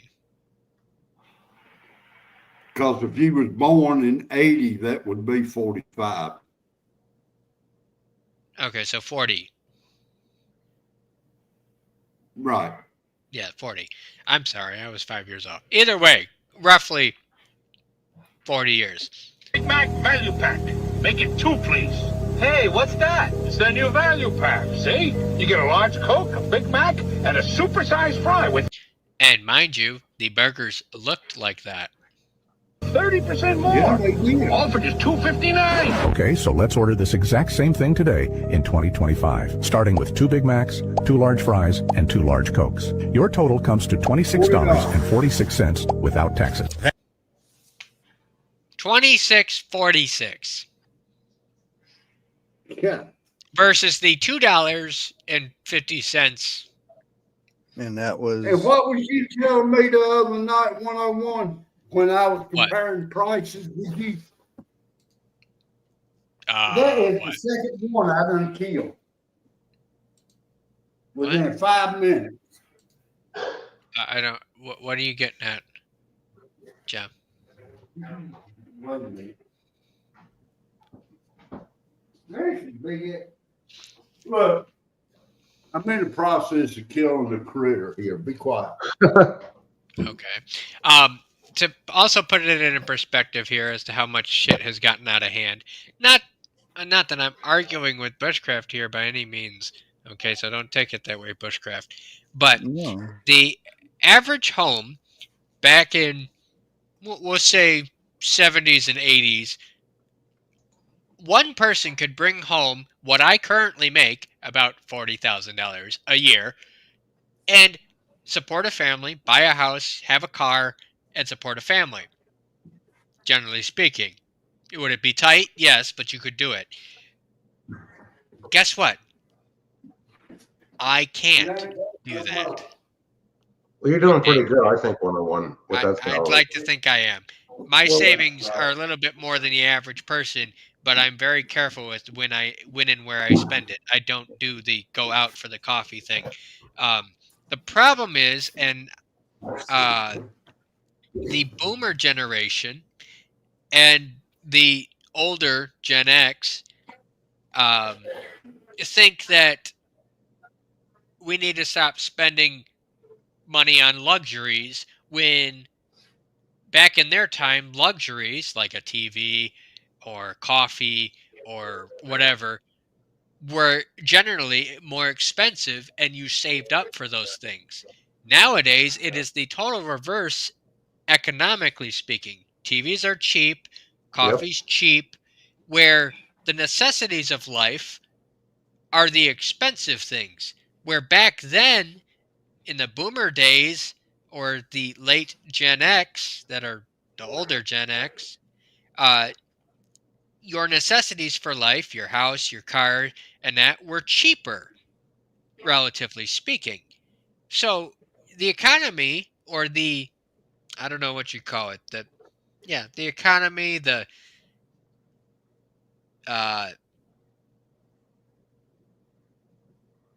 economics has done a 180 or a complete mere reversal of what is cheap and what is expensive. So somebody like in Jim's era could afford a house for, well, cheap, or make payments for cheap, have a car for cheap, and you had your necessities covered, Jim. Am I right? Yeah. Okay. Another thing, people aren't. You know what's really hurt people? Hold on a minute, Jim. Let me finish my thought. Okay. So Jim could live his life and go without the luxuries.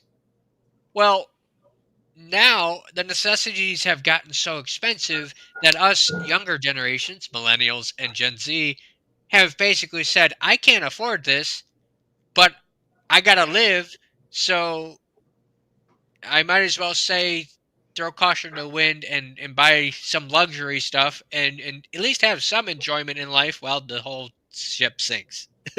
So go ahead, Jim. Okay, one of the things that's caused people to get in debt is they put everything on a credit card and they're not aware of how much they're spending. Look at it like this: if a person was just paying, going to Wawa, going to dinner somewhere, a restaurant, paying in cash, they'd be aware of the cash in their wallet going down. A lot of young people in their 30s and 40s are putting stuff on credit cards, and they don't realize how much they're spending every week or every month until they get the credit card bill. Mm-hmm. That's what's really hurt people in a lot of ways. Now, they have a thing, an app now that tells you how many subscriptions you have. It'll go through your records and it'll say how many subscriptions. You know how much the average American has subscriptions? 7. No, 45 to 50. More.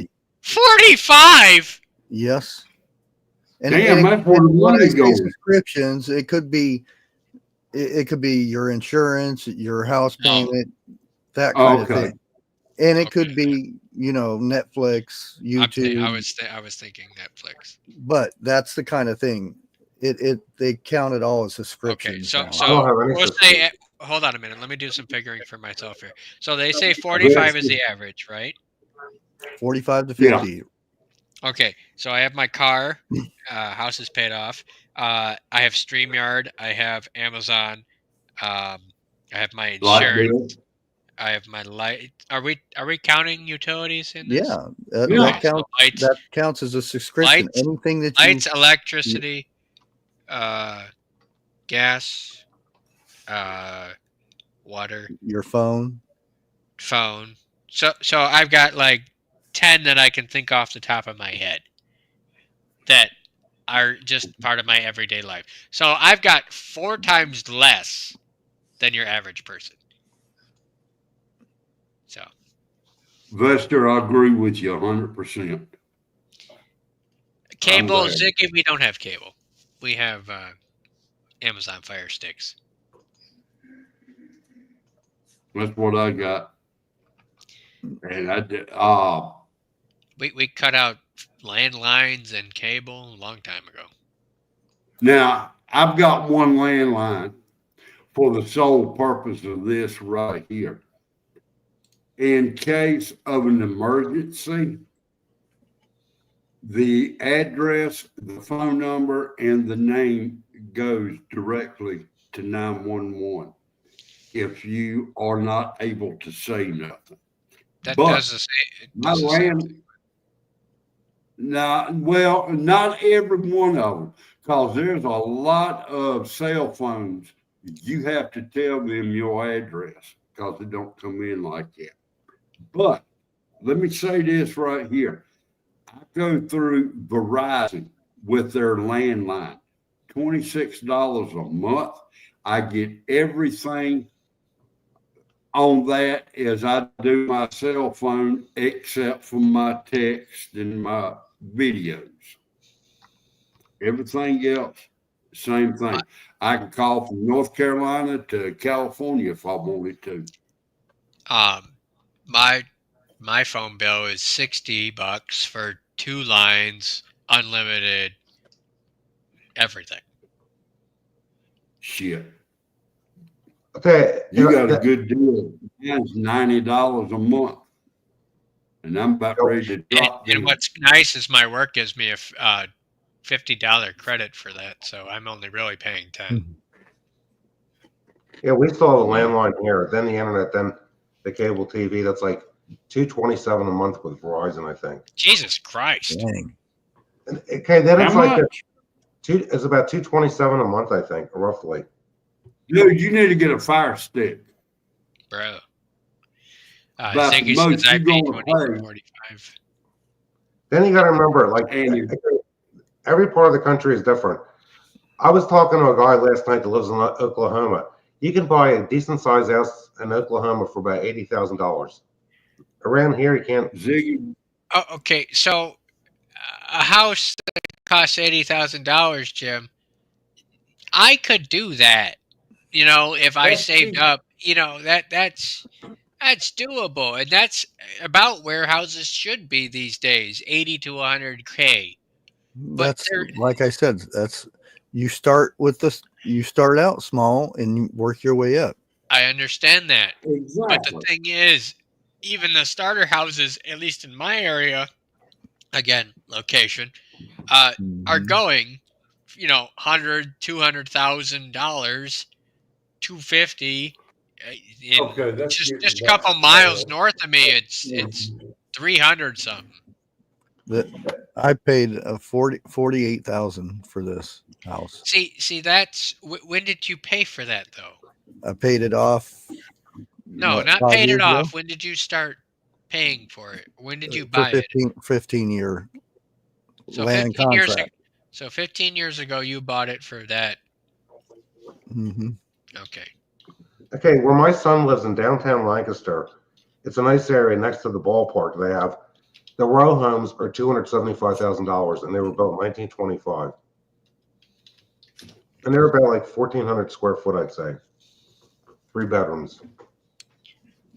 And the average size new home being built, Oh, the uh, average size new home being built around here is 3,500 square foot, and the holy average shit. size they got townhomes to go into like 4,500 square foot to go for over $500,000. It's Okay. ridiculous. Okay. So average house price in Metro Detroit, aka my area, is $262,000, $874. Uh, that's in the Detroit, Warren, Dearborn area. Uh, the median sale price is around 93,000. Uh, let's see. Average value 78. Um, holy, oh my God.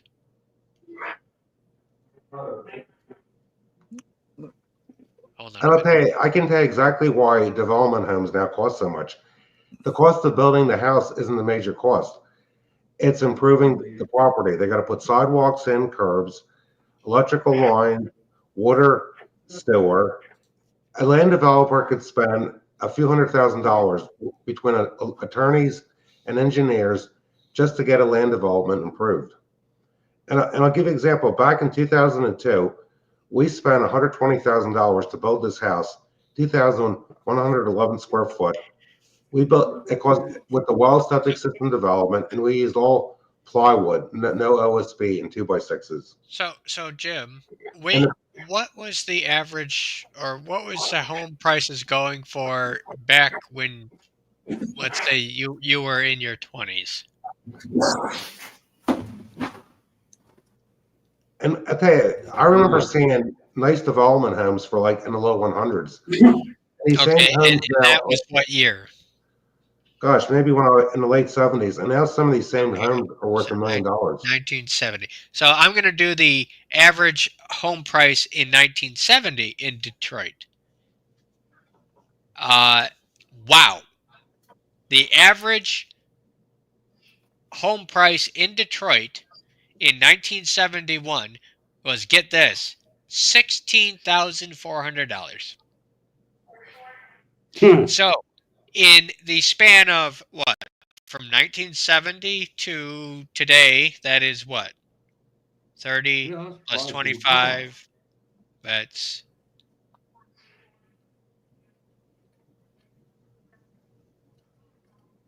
55 years.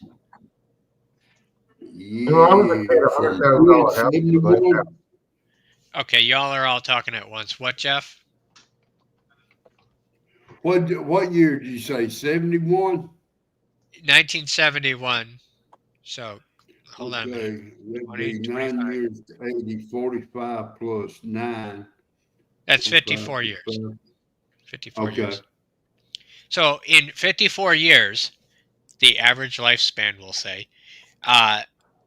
Houses. Let's see here. Hold on. Let me do math. So I said 270. Let me go back a page here. Hold on. It's raining again here. Hold on. Who was it that said their home? 206. Okay, so we'll say 260. Okay, so 260 minus 16, we'll say. That's $240,000 more in 50 years. So divided by 50, we'll say. Well, 255 just to, because that's closer. That's an average of $4,500 more a year that you're having to pay for a house. So the longer you wait to buy a house, the more money you need. Theoretically speaking. Common sense. That's about how much it is here for a starter home. Well, my grandparents' 66-acre farm was taken by the Commonwealth for eminent domain for Evansburg State Park. I think they got it maybe in the high 80s for a 66-acre farm. Can you believe that?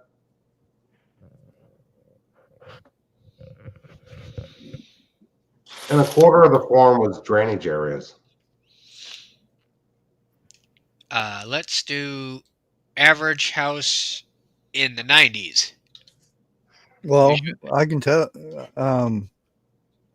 In 96, I bought an acre of land with a trailer. Already had a septic system on for $4,000. So average Metro Detroit area, average household, 87% of the houses were $63,000 and a base price of $34,000. Still in 90. So what? That's 35 years.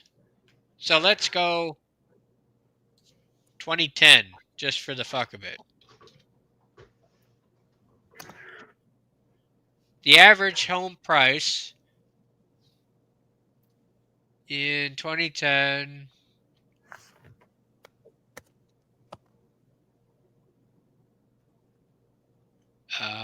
let's see here, hold on.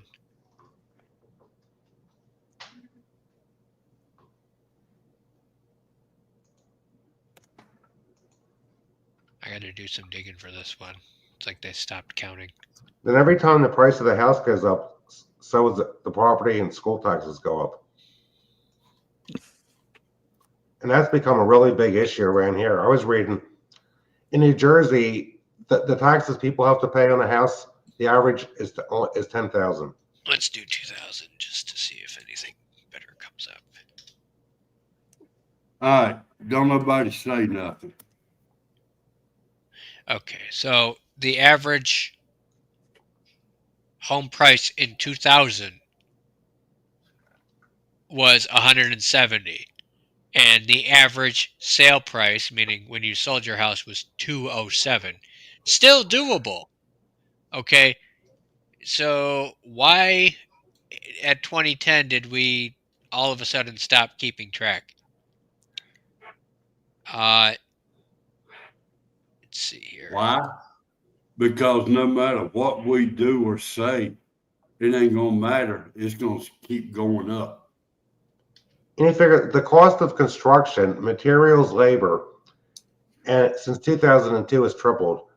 I know, electricians, the price of copper wire to do anything in a house is triple of what it is. So, the price for plywood, 2x4s, 2x6s, 2x10s for the floor joist, it's all triple.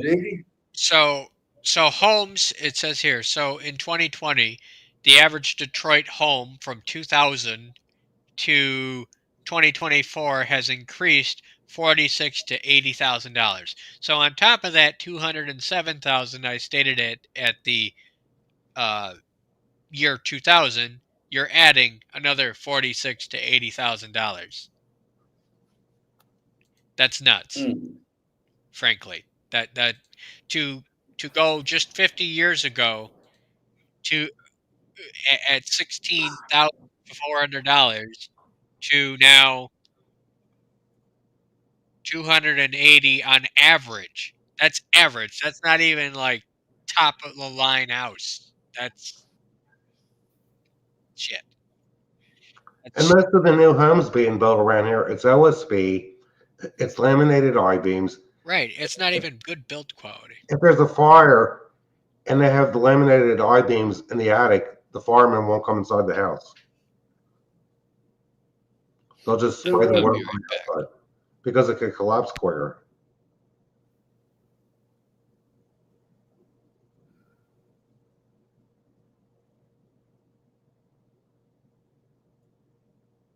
Hmm. And Grace, I have a sister that lives in northern New Jersey, and she can't believe how the property taxes have gone up every year. She lives in the New Brunswick area.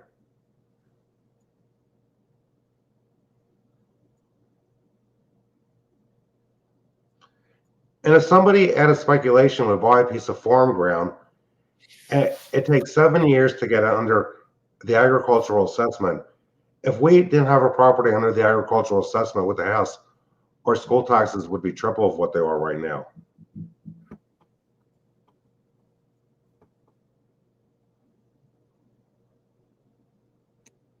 And another thing that have driven out a lot of family farms, and they actually changed some of the laws a few years ago in Pennsylvania, is say somebody has a 40-acre farm, they put sewers down in order to get to a development. The farmer would have to pay for all the frontage. Let's say if he had frontage on 2 roads. Some of these farmers were getting assessed a few $100,000 for the sewer assessment to go buy their property, even if they had a septic system on their property.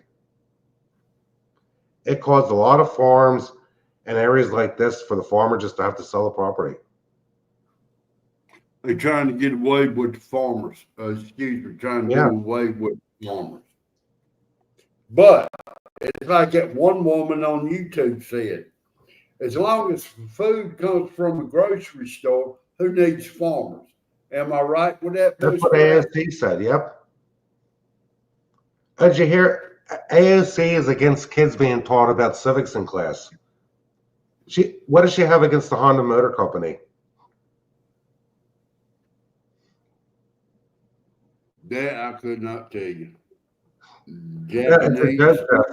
She's against civics class because she doesn't like Honda. The Honda Civic.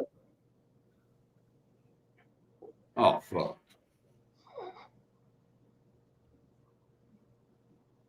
I've been saying it for years. The people that live in the city are just too far removed from agriculture.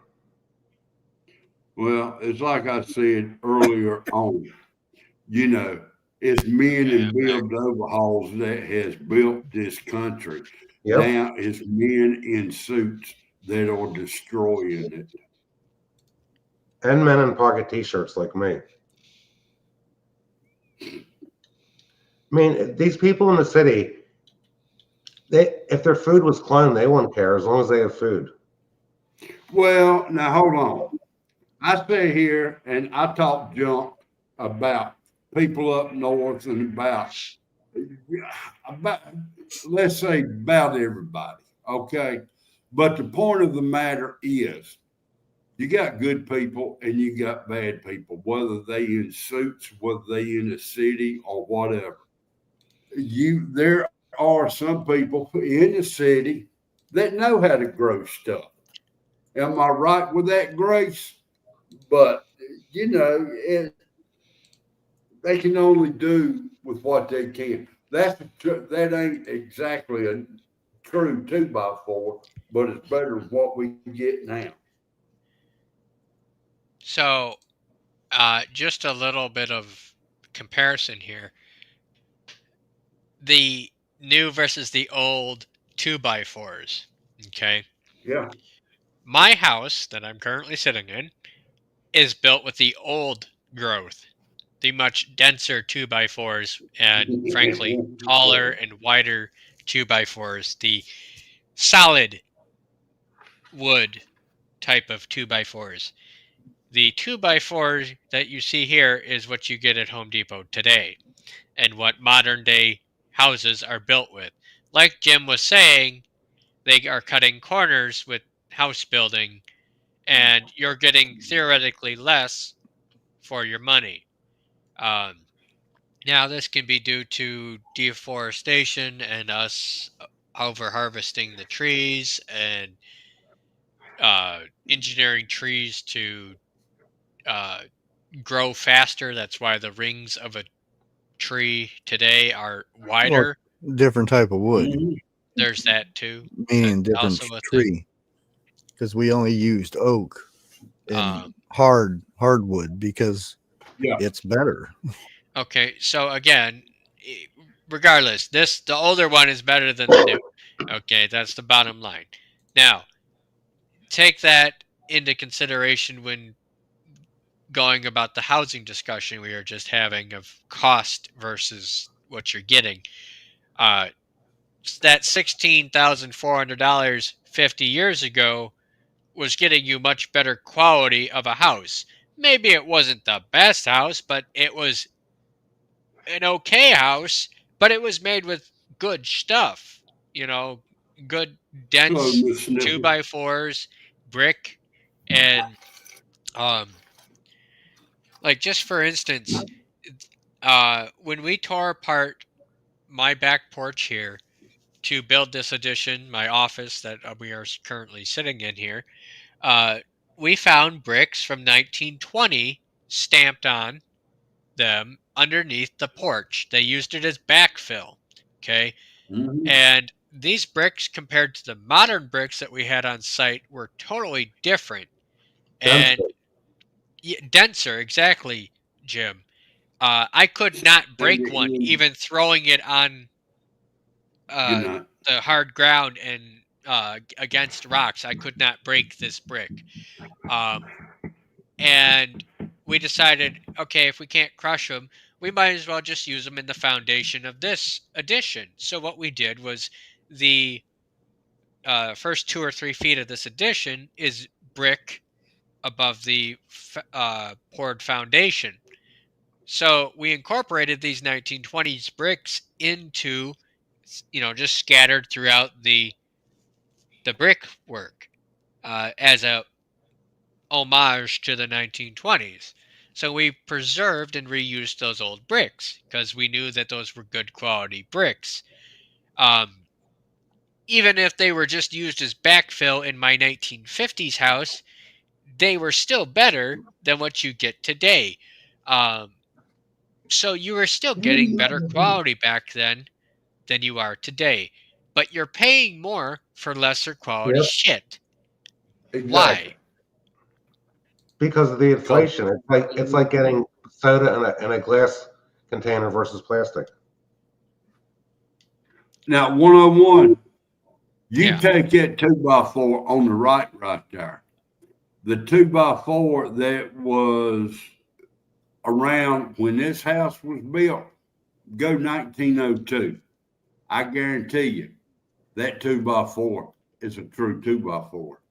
2 inches wide by 4 inches wide. Well, you That saw one that. on the right is probably 1 3/4 inches wide thick by what, 2.5 inches wide.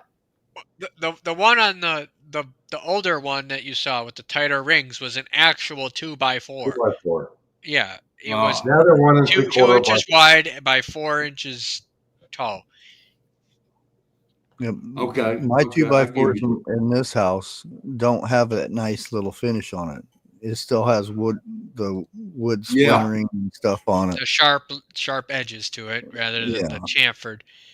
But that's how they Now- quote unquote save costs. You get less for your Yeah. money.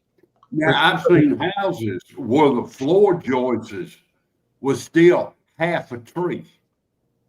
Oh yeah. Shit. Yeah. You figure 2x6 is a 1 3/4 by 5.5 nowadays. Yeah, they do that for math reasons too. Life with Bobby, a house today can be built in less than a week. You take a house back then when I was coming up, it took damn near a month to build. That's stick building. It took us 9 months. What they build now is prefab. It took us 9 months. We put the foundation in during December. Then the guy framed it in January. Then the roofing and siding was put on, after the windows were put in first. And then trying to get the other people show up to do, the interior work took forever. Now, I'm not talking about the interior. I'm talking the outside walls, the roof, and the siding. They can do that in about a week, 2 weeks tops. Where they slow down is when they're doing the interior, the final stuff, the molding, the carpeting, and everything. That's what takes so long nowadays. Jeff, I'll tell you, I still remember what I paid the house framer. The house framer, it took him a month to frame the house, and they had a crew, some days 8 guys, some days 10 guys. Yeah. And it still took a month. But I tell you what, if you remember, These were all Americans. I'll tell you, even when they replaced our roof last year, the guy had a crew of 2. I forget. He's had these guys for 10 years. They're American citizens from South America. It took them 2 days to take the old roof off and put a new one on. But there was like 10 guys involved. No, shit. Back in my day, 10 guys would have had it done the half day. Would have had the old roof off and started with the new one. Yeah, but I don't have 2 A-frames. I've got like 7 roof lines. So here's a video that I'm going to go way back here into like Jeff's childhood in 1776. So some of you, what? I said, kiss my childhood ass. So some of you may have seen this guy on here. Yeah. Civil rights lawyer. Okay. He does a lot of cop videos, but he just recently bought a house in Virginia. I'm talking like, play the banjo. Virginia mountains and shit. Okay. And it has this house here that has walls made from a fort in 1776 during the original Revolutionary War. He dug through this cave on his property and he found old cut coins. If I can get a picture here. 1770 of old Spanish cut coins when they used to deal in gold and there you go. 1725. Like back when they used to cut quite a bit. Back when they would cut coins to actually pay for shit. Bushcraft, wait a minute. Don't say nothing. 101, that half coin right there, can you give me the reason why it's half?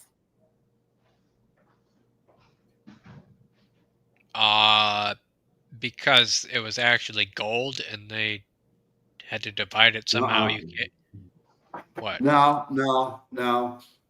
Back then, when they bought something, it would be like $1.23.5. So people would take a whole coin and cut them in half and give them the half when he asked for it. That's where the bits and pieces type shit? No. 2 bits and a haircut. A haircut and 2 bits. Not too many people. Bushcraft. Not too many people remember that. No. So anyway, here's some of the old studs. In the 1850s as well. I don't know exactly how we'll handle that, but anyways. These are from 1776, these pieces of wood that you see here. The chinking's obviously been redone and fallen off and such, but you can see the hand-marked axe marks in the wall where they would chop up. Now, these beams are, as of today, just about 250 years old. If you take care of a house or the wood of a house and it's good quality wood, it'll last indefinitely. Mm-hmm. These That's it. beams Show here, you even in their where- decrepit state, are stronger than anything we build today. Oh God, by a long shot. This is all original log fort that I've exposed. Had 1850s plaster over it. But you can see how all the chinking is all with stone, essentially making it bullet. It's done with stone. That's river slate, like the rocks you get in. That's nuts. I'm gonna say this. If that was my house, I would bring it back to that. Oh, you wait until you see the after pictures of what he's done with this place. Bulletproof. Oh, okay. A lot of the original chinking exists. You can see that's original. Can you imagine being the person that built that shit and being like, oh, this fort will never last. 250 years later, it's here. It's still there. Nothing I do is going to last 250 years into the future. See how primitive it is, really kind of. What, Jeff? I said that is because we were not taught how to do that type of chinking. Well, either way, they don't build things to last. Clay looking. And then some areas were rechinked. Like this. That was rechinked at some point. Knocked a hole in here just to make sure the logs were there. You never know what you get. Obviously, we weren't allowed to open the logs until we bought the place. Fortunately, the logs were there, so I was confident they would be. He bought this as a historical house and so forth. Yeah. Hey, there's your TV, Jeff. The old wooden case TV. I tell you, if something is registered under a historical landmark, there's a lot around here. You have to get permission to do stuff and have inspectors out. Well, he got permission Yeah. because Here's how a doctor treats toenail. Stupid ads. Okay, it all depends on the construction. It varies. My sister and her husband bought an old farmhouse. They had 1x6 floors. The floor joists were 2x6s, 2 feet apart, and they had to spend a fortune to rebuild the inside of the house because the wood was just gotten to the point where it wasn't built. It wasn't built well enough to support the structure. He is buying this house for himself. He is not redoing it to preserve the history, but still, either way. They had painted it at one point, and they had whitewashed it before that. There's an old math problem. 46 plus 83 equals 129. Look at that. I mean, that's Civil War era type shit. Can you see that? What are we seeing here? Look at it. You tell me. Hold on. Yes, that's a TV. Yes. Yeah, the old cathode ray And TV. it worked. On a TV. Is that an RCA? Yes, it is. I have one. And I have the it's bigger still version of that in my basement. Well, now hold on. Look what's on top of it. Yeah, flat screen. Yeah. Damn right. And Damn, I thought I cut the picture off. Yeah. God, Jeff, you really are a hillbilly. Then you got to remember 101. Those old farmhouses, they had to dig that out by hand. They didn't have. People don't realize a lot of these old farmhouses were built in the hills because they dug out one side and the back half was halfway above ground. Right, and that's where you would typically put your root cellar and keep your Yeah. shit You want cold. me to show you anything? Oh, okay. That would have been done before the Civil War because that was 1855 or earlier, we believe. The plaster, it's all cut nails. So somebody did that. Anything prior to 1850s or so, usually you're going to find square nails Okay. Cut nails. Yeah. Anything after that is when they started to move to the typical round-headed nails that you find today, because we had the Industrial Revolution. That's A long right. time ago, and even right in the chinking. Some more right there. And so that means this is outside of the original fort. This would have been the west wall outside. You can see original chinking right there. It's very obvious. Ancient looking. Look at them staples, dude. Those aren't staples. That's a Or square nails. nail. Square nails. Isn't that used for fencing? And this even had a whitewash on it at some point. But look at the big rose head, hand-wrought nails sticking out of this thing. And to think, every single one of them nails was not done by a machine. That was handcrafted by a blacksmith. Guaranteed. And a human being used a hammer to install them. Right. Each one individually. Did you know in the 1800s and prior, when somebody would move out to, let's say they were going out west to California, they would burn down their house and then search for the nails, because the nails were more valuable than the actual house itself. And they would reuse those nails to build their next house wherever the fuck they settled. And to get back to what you were saying earlier about bricks, the old bricks used to be made out of clay from kaolinite.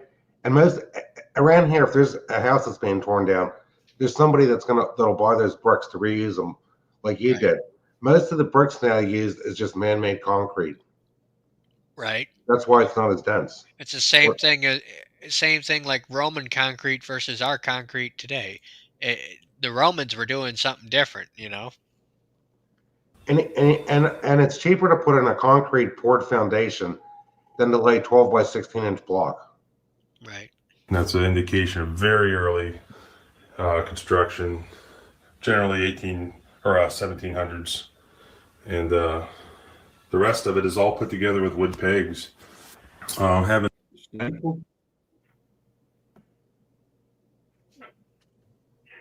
some of that's cracks in the fireworks. Thought that was thunder. I'm sorry, Jim. Some of those cracks is foundation settling. See how some of those pieces of rock have cracks in them there to the right? These here? That's probably one piece that just cracked from houses settling. Yeah. This is a beam right here. Well, it cracks anyway. Yeah. The chinking, because the wood swells and shrinks. It dries out through the seasons. I haven't opened much in this room yet. There's a wonderful, huge bookcase, probably made here on the property or in Monroe County, West Virginia. Nowadays, you get what's a book? Virginia. And there's another. It's going to be Now this is really cool here. Watch this fireplace. It's going to be the nicest fireplace probably in the structure. You can see the huge stone hearth floor. It even extends further than you can see. Just kind of knocking holes to see what we're dealing with. We noticed the logs were taken out when they put this window in right there. I don't know about that corner section,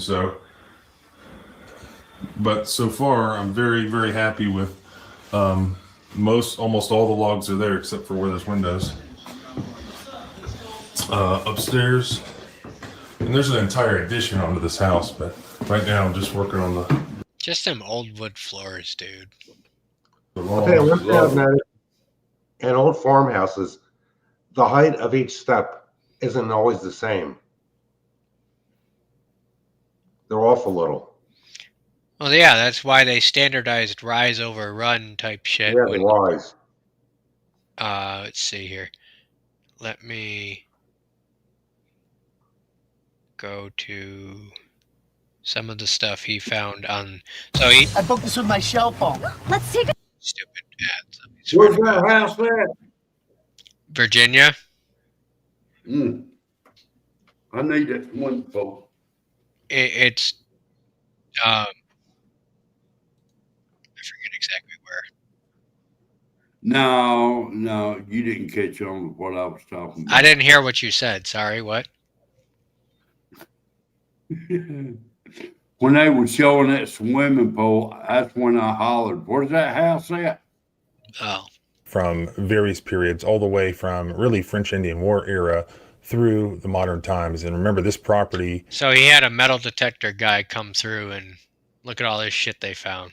Was continuously occupied from the time when we were still a British colony. Dude, look at that old flintlock. Did you see the fork that they used back then? A 2-pronged fork. Mm-hmm. Here is fashion and metal. Remember, this property was continuous. Yeah, that old lock. There's the key for it. Dude, that's wild. Anything nowadays, I guarantee you ain't lasting. Door knocker. Occupied. There's the forks, Jeff. Yep. From the time when we were still a British colony, circa 1770, all the way. Dude, look at those plates. It's wild. Again, that's not manufactured. That's hand painted shit. Through the last occupant to live there in 2016. Damn, they really like their forks on this thing. Didn't they though? Continue. Look at the railroad spikes. And the buttons, dude. Okay, and it's amazing stuff people can find on properties. Down in our drainage area, this is before people even had trash pickup. There's junk still buried in the drainage area. I'm having a conversation with chat. I read chat. Let's see here. Someone said maybe a cane decoration. I have no idea. It's brass and it's engraved. I thought this was a part of a. What, Jim or Jeff? It looked like a tobacco. It hasn't happened in years. When I started tilling the ground here that hadn't been farmed in 20 years, I found pieces of metal in the soil that were all rusted. Who knows where they came from? But it seems to have an edge, and it's way too thick on the top to have been a flintlock plate that I can tell. Thing I just found. It looks like a. That right there looks to be, if you've ever seen the type of knives that take the bark off of trees when you first fell them. A draw knife. A draw knife. Thank you, Jeff. It looks like a smaller version of that. Yeah. Razor blade that had a handle that looked about like that on each end. This one got bent. Maybe some kind of small woodworking tool. And this is something. I just don't know what it is. That looks like the top of a, what do they call them? Stirrups? It looks more like what they would grab wood with, you know. And it there's no, I don't see a joint though. Like I could see this part here and this part here going down to a metal strap across here, and then this being hooked up to the leather on a saddle. Or am I just imagining that?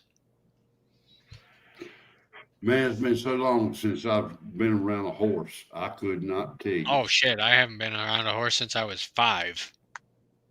No, please let me know. Looks to have had a specific purpose, just like this. Maybe part of a horse bridle. This is all early stuff at the site. Check this out. What? That's in good shape, that piece. I believe this is early 18th century. That looks like what's that you put on a door. Yeah. To a chest. Yeah, it looks like a chest lock. Yeah, like what you see on a cedar chest or something. Tree.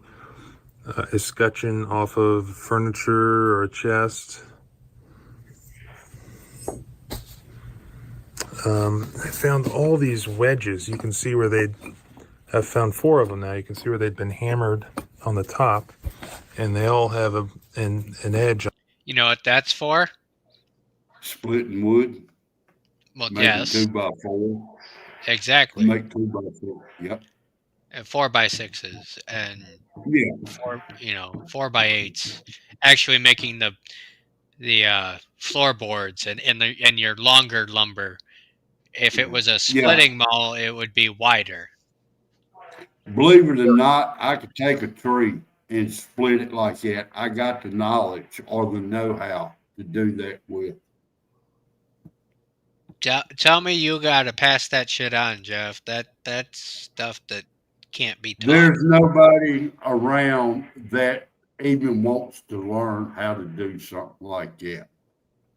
No more. Well, even splitting firewood, most people got a log splitter now. They don't go outside with an axe and put the splitter in. I know it is an art in itself. You don't have to use it. You just. I try to get my grandyoungins to come out here and learn. They won't even do that. So I'm sorry. I would love to teach somebody. I really would. And believe it or not, I know how to split a boulder too. Well, yeah, you just take the railroad spikes and then you pour, you put hot coals down there and then you heat it up and then you put cold water and it cracks it. I can do it with wood. Okay. Either way. I'm not sure if they're for woodworking or blacksmith. So I stupid ads. Bought a $500 bottle of Creative Rentis because it's the world's most popular fragrance. This, I have no idea. Let's see. What is that? That is what looks to be the end of a fire poker. Goes in like a metal shaft and then the brass tip. Yeah, now that you mention it. Either this is the part that pokes the fire or this is the part that you hold onto with the fire poker and then the rest of it here. Like this is a handle of some sort. I would say what he's holding is what pokes the fire. On the other end, kind of like put up in a metal rod or something like that. Yeah. Just found this. That is an axe that is used to That's a cut. hoe. Is I it? thought it was a hoe blade. It looks like the axe head of like one of those offset axes they used for cutting I-beams. I think it's just a black. Oh no, it's a hoe. That's a grubbing hoe blade. That's a hoe. I ain't saying nothing. Sorry, I had to make sure it had two holes there. Blacksmith forged really crude early hoe. I'm crude early hoe. I'm glad Jeff caught that joke. Found it way down. I want to say like 3 feet down. That's the back side. Again, I've shown this before. I just have no idea what it is, but it was something. It was something. Yeah, I would think it would be something. I wonder if there's a remains of a thrasher handle there. If there's a what? Remains of a thrasher. You figure back before all this modern machinery, how do they harvest the wheat? They had to go out there in the field and do it by hand with a tool. You mean like a hammer and sickle type knife? Yeah. Jim, me and you on the same track. I was thinking what that was like on a hill, like a rake, on the back of a tiller to dig up the ground a little bit deeper. That's what I was thinking. I keep finding these old pewter spoon I have one of those parts. too, Jeff, a pasture rejuvenator. It's got 4 blades on it. It's too hard to pull though with my. This is, I believe, pewter spoon that melted. And here's a couple surviving examples of 18th century molded pewter. Dude. That one spoon he's got, the handle. Yeah, that shit. That is thick. I got one like that. This thing looks like a cobra. No. I don't know what it is. Oh God, what is that thing? I know what that is. I just can't. That's a meat hook for your enemies. Okay. Listen. Someone out there knows. I said for We've your talked about enemies. this before. Still haven't figured out what that is.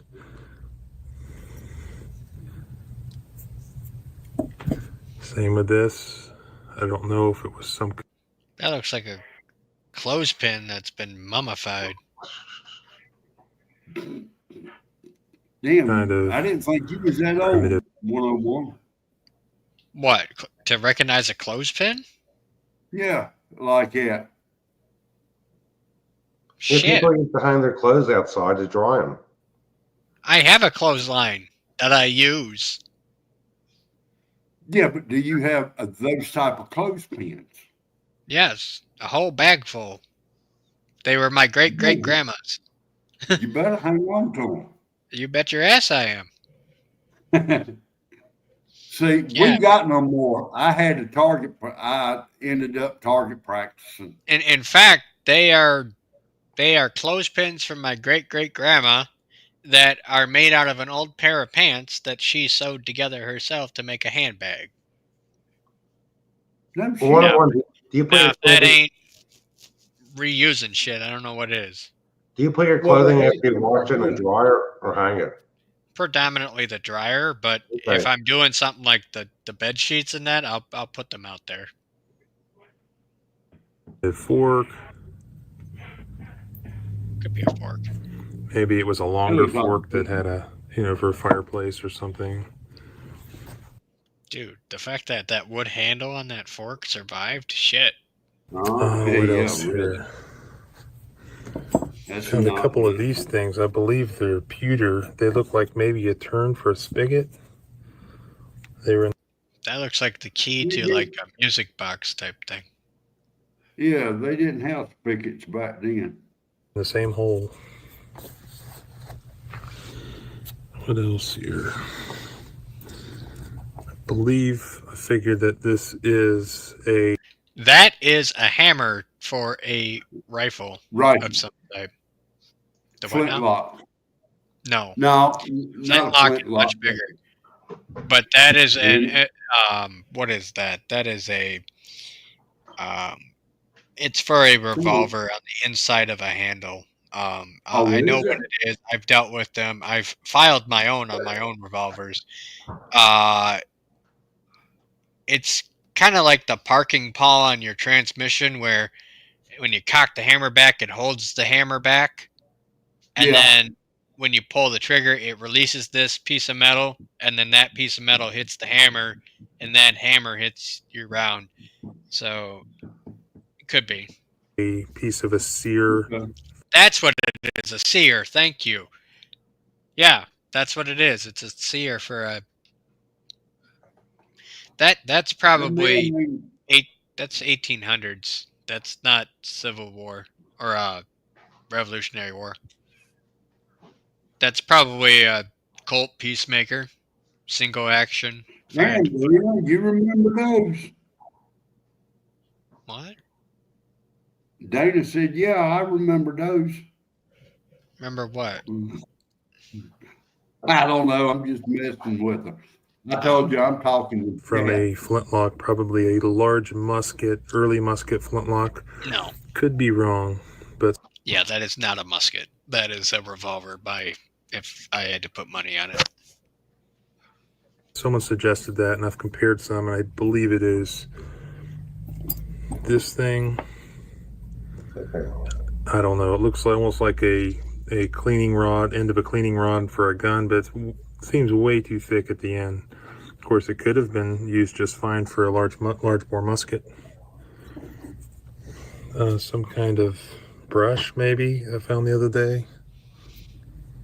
Oh, metal brush. Dude, that would hurt. After taking a bath. There was a chest locking mechanism. old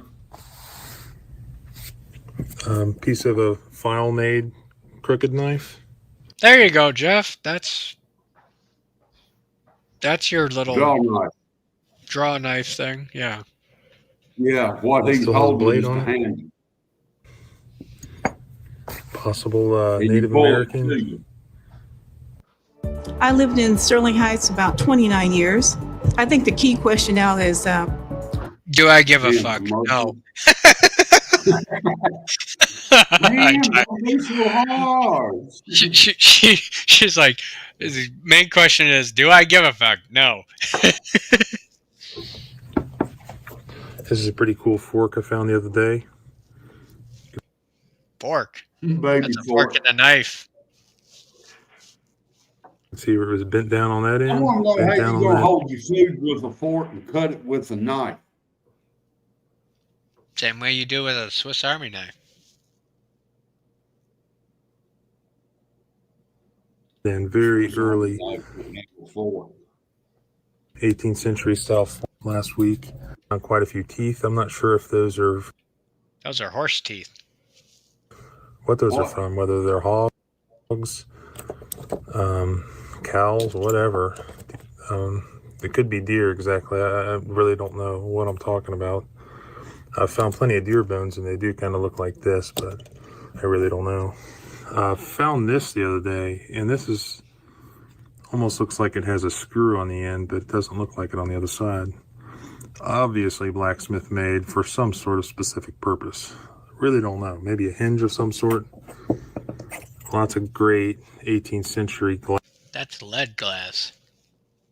Hand blown glass. How old is it? Liquor. How old is this? He just recently put it up about a year ago. Okay.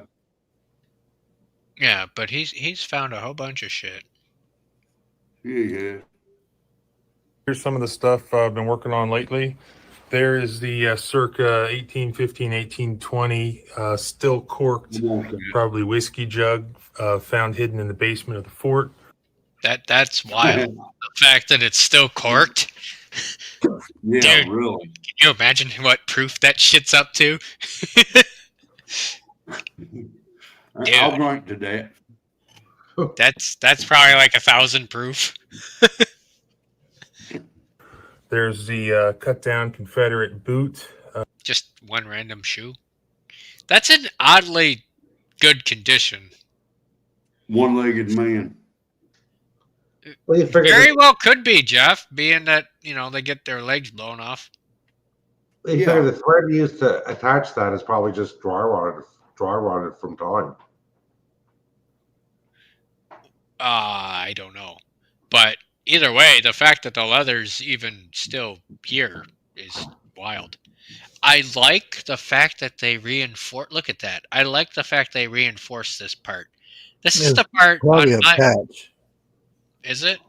Yeah. Possibly. Because it's sewn over top. Yeah. Damn, Bushcraft, you woke up. Right? Well, I've been here. Cavalry boot that was probably up to here. And it was cut down and turned into a shoe that was found in the attic. Some of the stirrups. Now, notice what he said.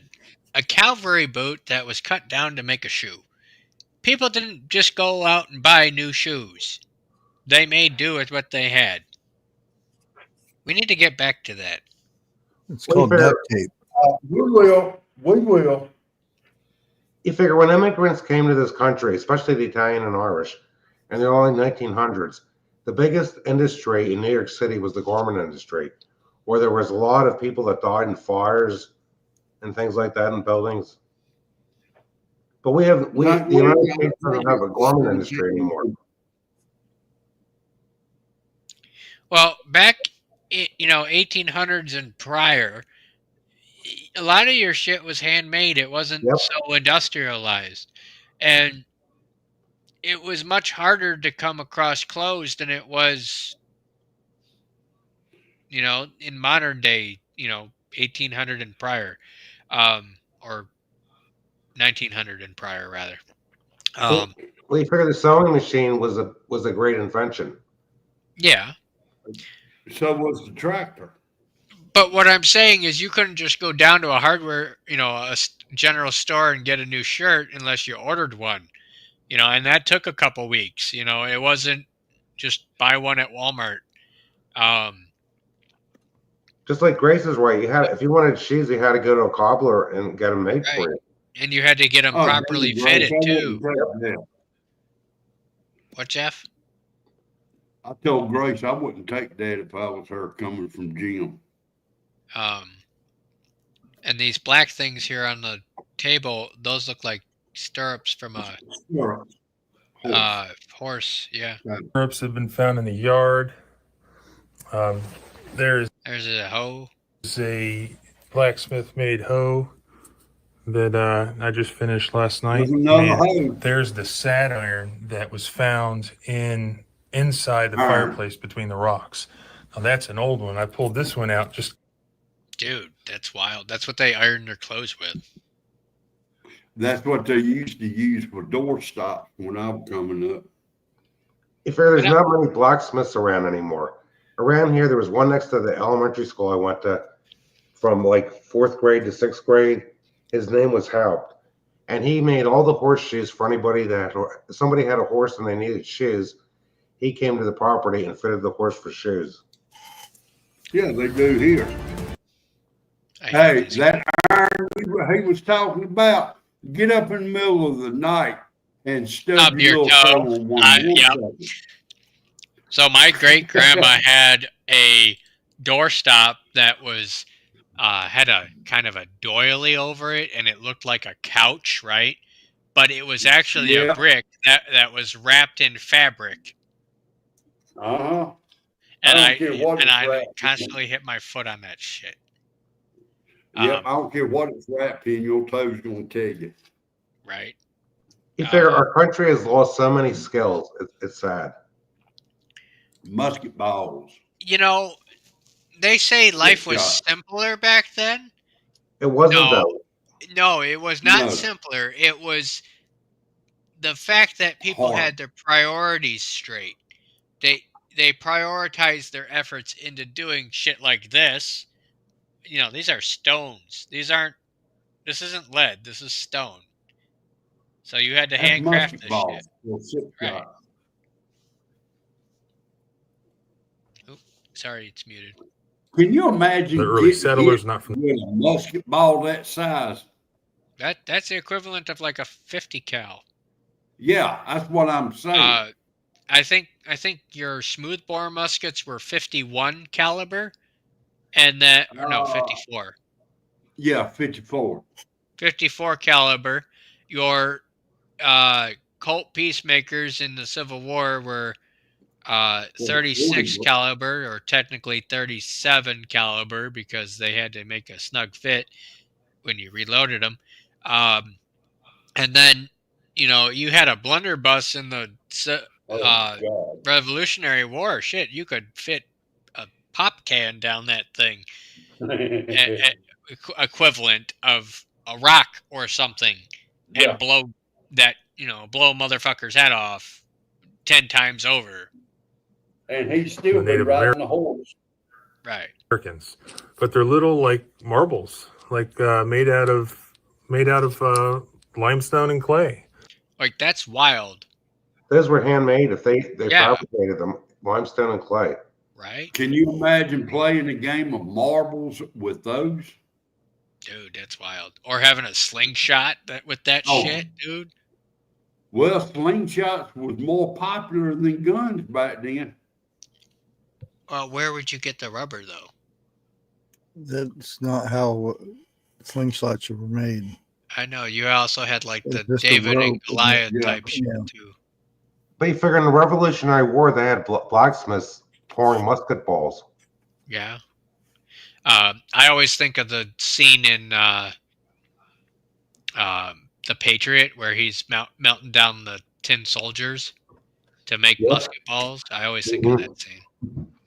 I think mostly. Look, back then they had at least 2 blacksmiths in every city. Now you lucky if you can find one blacksmith every 1,000 miles. This is true. And the only practical professions for blacksmithing is probably horseshoe Nails, making and nails, horseshoes, yeah. and Even hinges. that's a rare thing to go service horses, man. Like that's real specialty these days. Hinges. Yeah. Now we've Hey, that's got stone. locksmiths around here that does horseshoes. But anyways, a lot of people think they're for games. They almost look like some sort of natural deal, but when I Googled them, Holy shit, that's a lot of them. Man. I mean, you did buy a house with a fort in it, or not a fort in it. Yeah, a house with a fort in it. It's inside that. Yeah. Okay. See, my They're house, commonly if I ever have one built, I want it built like it because regular guns is not going to go through that shit.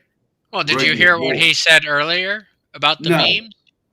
So, let me see if I can find this spot here.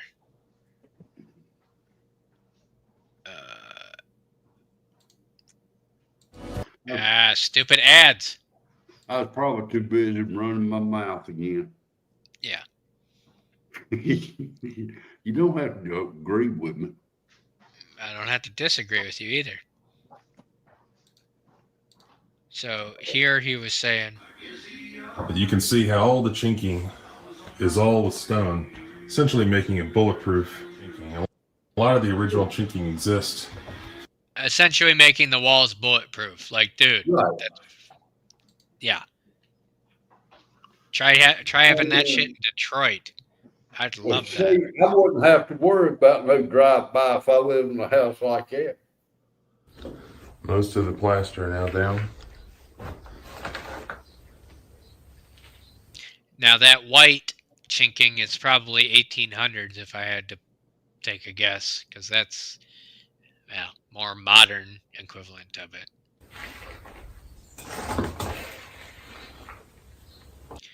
Dude, that's wild to see. Like, you could see through the walls. It's like translucent. All the chip. Okay, they had boards like that. They didn't have the fabric or mesh wire.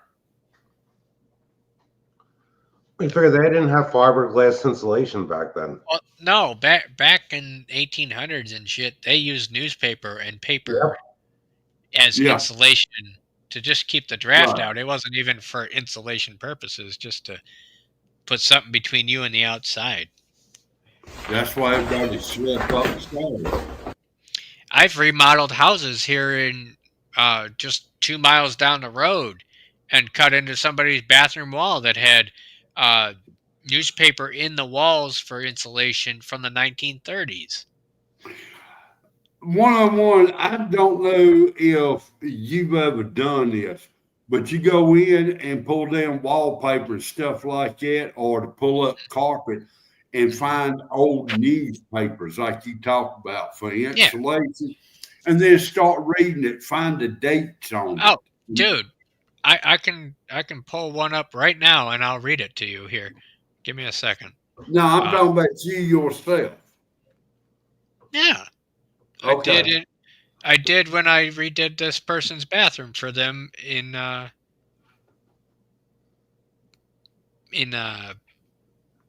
where was it? Grosse Pointe? The Bridge Mansion area. So I'll read the newspaper here for you. It says job drive opened by Roosevelt, and let me see if I can find a date here. I see. I know bushcraft and probably in the 30s. Well, yeah, Roosevelt was the 30s. I don't see a date here.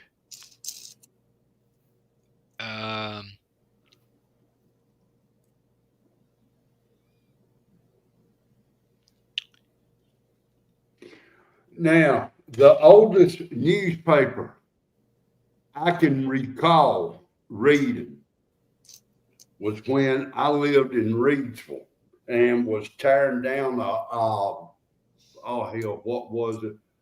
A paper plant where they printed paper and everything, newspapers.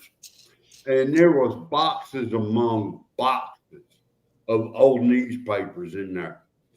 The one that sticks out the most is when Elvis Presley, the picture and everything, come up there to do a concert, and they gave him a bag of peanuts for his payment.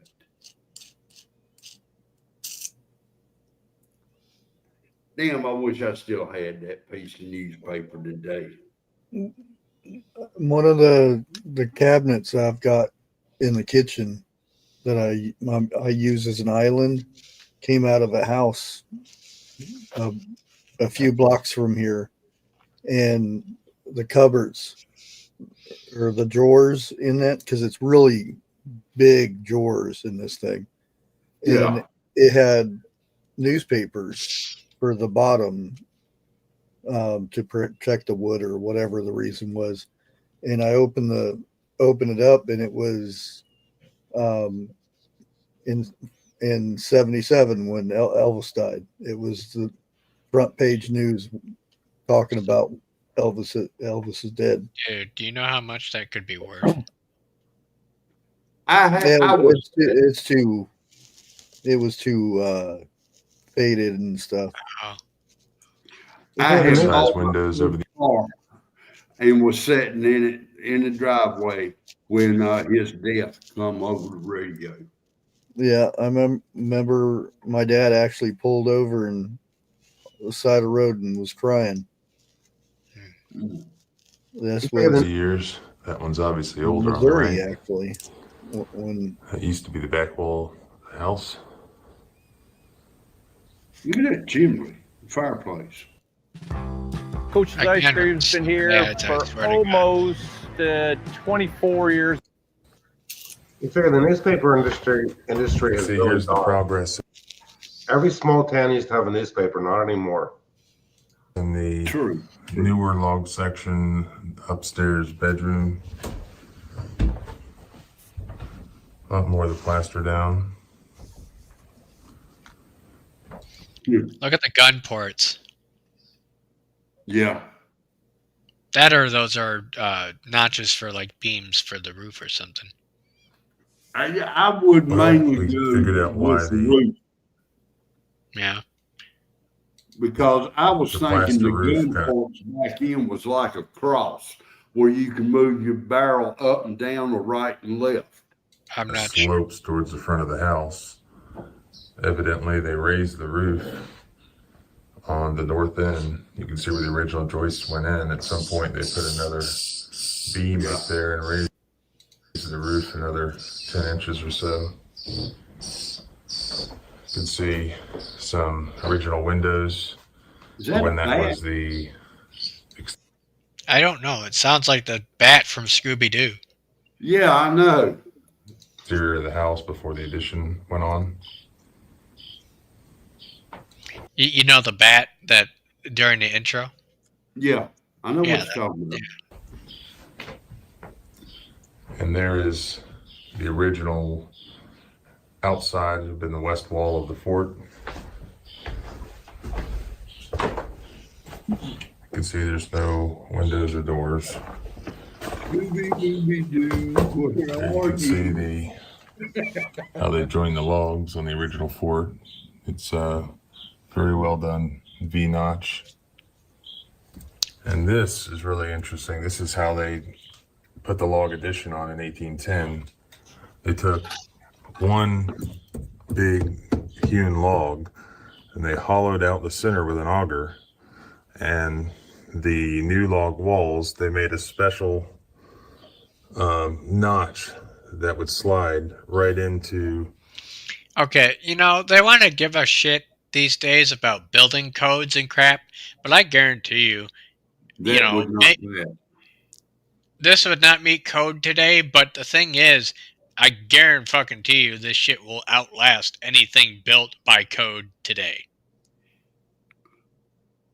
No doubt. Bushcraft, answer me a question while he's got it paused. Back then, our fireplaces, the chimneys and everything, we got sloughs and everything else in it. Did they have that back then? And if not, what did they have? You mean a damper? No, I'm talking about for the smoke and everything to go slap out of the chimney. Oh no, it was just stonework. I mean, they used terracotta stone to line the chimney. Yeah. Whoa. I didn't think they had terracotta back in the 1700s. No, you realize terracotta is just fire I know mud, right? So what they would do is they'd build up the chimney with brick and mortar. Well, and then river rock stone. Yeah, and then what they would do is they'd line the inside of the chimney with the terracotta mud, and then they would get the fire as hot as they fucking could to cure that mud and give it a smooth inside finish, so you didn't have any buildup or leaks or any issues. Look, most Lester also said rock from for the chimney. Yeah. Actually, most new homes have a metal flue pipe. When we built our house, the fireplace is blocked with terracotta tiles. Also, they had to make sure that the rocks they were getting were dry, because any moisture in that rock, if you heat that bitch up, it's going to explode. It could crack, explode. But they hollowed out, so it would fit right in there. We had the same thing on the other side. Damn bat still. You can see a later chinking right there, and there's the original chinking. That's what it looks like. Again, stone. It's wild to think that stone has not seen the light of the day since 250 years down the road. A lot of times that was the first thing that was built was the fireplace. Very nice fireplace over there. Really nothing to be done. You did hear President Trump saying that he's going to start cutting more trees down here in the U.S. Yeah, because of how expensive lumber is from Canada. Right. We don't need Canada's lumber. We have. I know we have enough here, but we can't use it because of the climate. The point of the matter is, there's not much here in the States like it used to be. They keep chopping it down. We ain't gonna have none, period. Well, back in the late 1700s and early 1800s, Pennsylvania was the biggest timber producer in the country. They got a lot of it from Tioga County, and it went down the river on floats, on barges. You do know in the 1800s and prior that all along the Mississippi River, it was basically like Amazon rainforest. Yeah. With what was the tree's name that? You had yellow pine. You had white ponderosa pine. It's a tree that's really sought after, and there's only a few of them left. Oh, damn! I know not the cypress trees. It's another one. Well, sycamore. Magnolia. I think it's a sycamore. I don't know. It's a really thick tree that was really good for building, and they basically. It's not sycamore. Now around here, yellow pine. Chestnut? No. But looking like the sycamore grows near bodies of water, rivers, ash. and creeks. No, it wasn't ash. It could have been. It could have been chestnut trees. Maybe. I'm not sure. Either way, they were all throughout the east side of the United States, and they were really used in the 1800s to build houses. And I'm sure some of these beams are that same type of tree. Well, they say on the interior. At one point in time, all the original trees that were here when William Penn came to Pennsylvania were all clear cut for building construction. Hey, Mister. I hate these ads. YouTube's getting ridiculous. In fair, before they had modern day transportation, the easiest way to transport wood was put it on a barge and let it go downhill in the river. Or horse and wagon.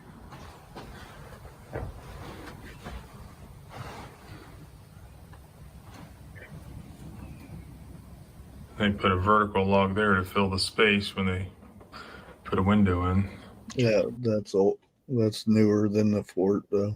Yeah. Look at the wood dowels that are put in.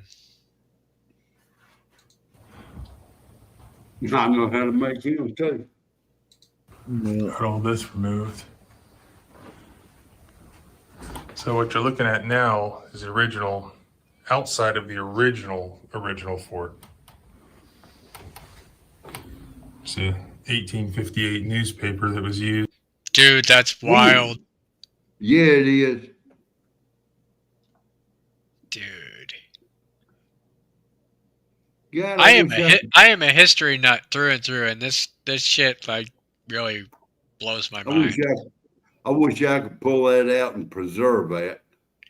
Right? That's the kind of shit you handle with like white gloves and tweezers trying to get it off of there and then put it under glass. Hell, I should like that. Plaster it. Several of them. Some more drawings in the whitewash. So this is all outside wall. Would have been the west-facing wall of this blockhouse. Now, I don't know exactly which way the stockade went, whether it went behind us or in front of us. I don't think you had pretty to worry good, about fire as bad back then as you do today. Look how thick that wood was. Well, not only that, but the whitewash would protect it too. A lot of the times, the whitewash was mixed with, was it Clay. lime? Clay and limestone. Yeah. Okay. And Okay. that limestone would act as a fire barrier too. In fact, a lot of home fires are electrical nowadays, unless you get struck by lightning, or people that don't clean their dryer vent out, and something happens and the dryer overheats. Yeah. You would think by now we would have fail safes if a dryer gets too hot, but apparently we don't. Well, some people don't realize they got to clean the dryer vent out. That's wild that people are that dumb. Dude, we've been here 13 years, and I know it was a while back ago y'all was talking about it, and it slipped my mind about cleaning the dryer vent out. So I pulled mine off for the first time and took it outside to clean. Hell, there wasn't hardly nothing in there. It's all in your vents. You got really good ventilation. That's what I thought. I got down there with a flashlight, the whole 9 yards. Nothing. Well, that thing, they make a thing goes onto your shop vac where you can shove it down there and suck all that stuff out of there. Dude, look at that mantle. The contrast between the old and the new. Yeah. Do you know there's people going in old houses nowadays stealing the mantles of what the whole front of them and selling them for big money? Oh yeah. See, these are all modern. That's a modernized fireplace. Their fireplaces used to be huge because you could swing a pot in them and. Well, not necessarily. If it's not meant for cooking, they don't necessarily have to be so big. My guess is, so if we're following what Bushcraft is saying here, I'm guessing that this whole thing used to be open. Yeah. And not bricked off. Maybe the top layers here, but at least this part, all the mantle. Yeah. This brick looks relatively new. It's like maybe 1800. You can look like like Little House on the Prairie. Yeah. You can see there how she has a section where she can do baking, and then she has that swinging pot that comes out. Yeah. Yeah. Then they made it to a more efficient painted white. This is the main room of the fort. See, that entire thing was a cooking fireplace originally. Yeah.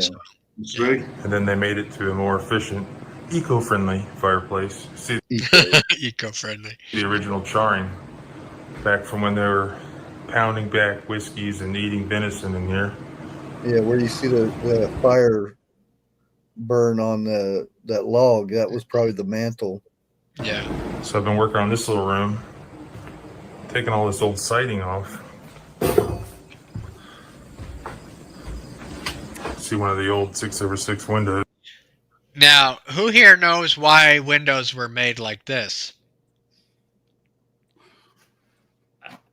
Okay, you got me there. You tell me. Okay, so the reason windows had small panes of glass like this is because back in the 1800s and prior, they did not have the technology to make big sheets of glass. Yeah, they so did. It was not real expensive. Yeah, not in mass couldn't afford it. quantities. Okay, it was cheaper to buy these.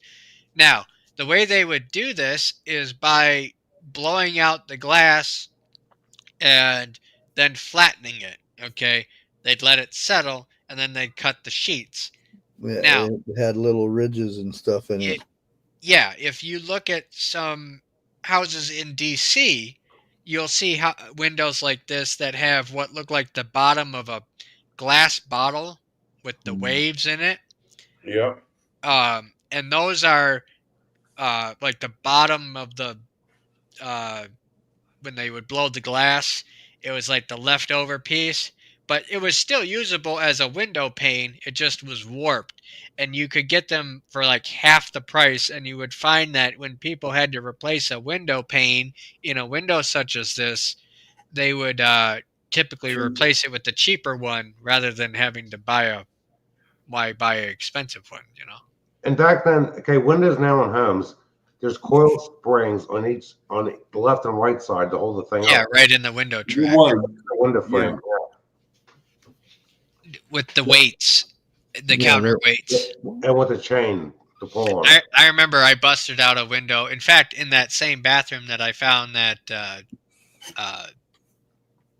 newspaper from the 30s, I busted out a window like that, and the lead weight, the counterweight, flew out and hit me in the foot, and that was not a good day. I've got some that I'm using for my anchor for my kayak. That works. Because I remember coming back to my desk. Every window has one of the them. first things. Dude, these ads are getting ridiculous. It's because it's Now, the weights I've seen were done by like a little rope. They wasn't done by yeah, that's the way This mine are here. Original outside, one of the original outsides of the house when they put board and batten over the logs, and then they later, very early on, created this addition. But here, so this was the outside, so therefore under it are the logs of the original fort. So you can see the outside of the original 18th century fort for the first time in hundreds of years. There it is. That answers the question about whether the old timers whitewashed the outside of the log cabins. That is an 18th century log fort right there. That's wild. And at some point, they had a whitewash on there, and it appears to have been way before they covered it with board and batten, which was early. So that must have been on pretty early. Hell, that was Chinked it back with stone. It's just crazy to me to see a stone like that that's packed in there, that hasn't moved since the 1700s. You know, it's crazy. Make it bulletproof. It's real old chinking. Dude.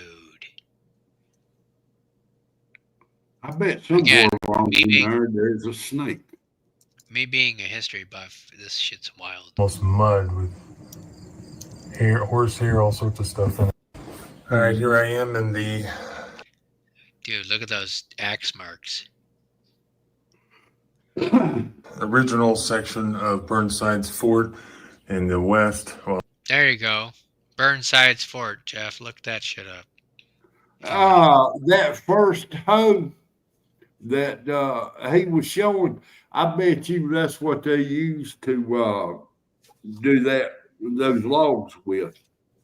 That would be a hewing axe, Jeff. That would look totally different. It would be basically a wide mouth blade like that, but it would have a handle that was kind of curved, so you didn't knock your knuckles against the board as you chopped it. No, now there was some of them that they made where they did that standing up. Yeah. Yep. Where you would straddle the board? Yeah. Straddle the log. Board, log, whatever you're making, same thing. Well, northwest corner, and you can see this is the entryway. Originally, this was just all one big room, and there was no stairs here, as you can tell by the missing joist. I like if you notice where he first was coming in, the railing, that's all one piece. To get some of this, you know how hard that is? In the northwest corner to create.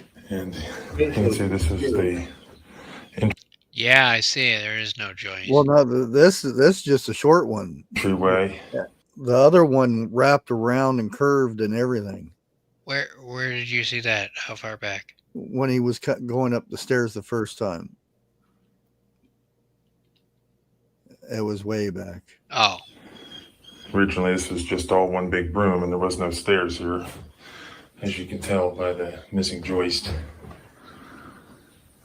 I'm just trying to get some of this cleaned up. You can see some of the log cleaning work I've been doing. Actually, I've been very happy with it. It was plaster. So far as just a little elbow grease. Doesn't even take off the burn. You can see I've done some on that one. And I've just still been taking some of the nails from the old furring strips that were in here out of the plaster. You can see that's, and then that would be the.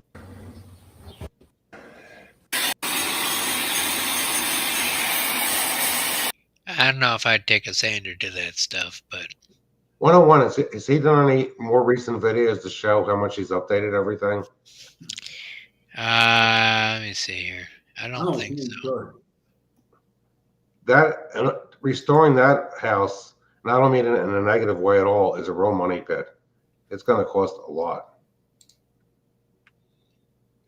Trust me, that dude right there, he's probably got the money to do it. He's a lawyer.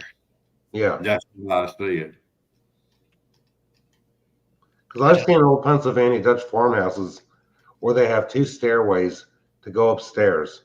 And I've even seen old houses where the stairway was taken out and they just covered the hole with wood to get to the 2nd floor. You should go to his playlist. Where's that? See if there's a playlist of that, just a house. That way you can.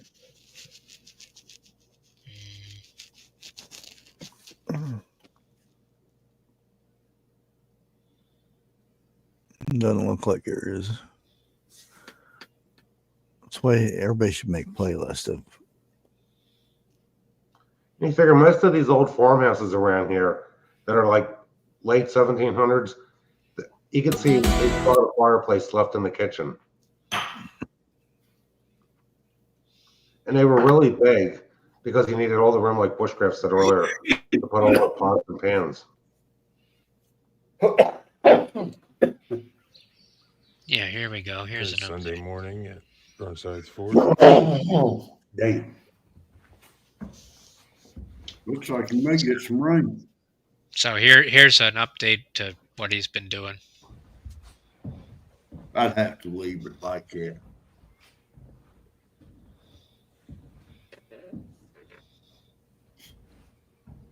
Oh, look. Them good hiding places and stuff.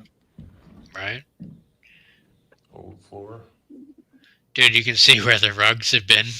It's yeah. They painted on the outside of the rugs. Damn, talk about lazy. Well, I bet they haven't had a chimney sweep there in a long time. Yeah, there. Dude, I don't know. that's a wild railing. Yeah, that's what I'm talking about. You don't see that anymore. Now it's all prefab, right? Grafted together and everything, and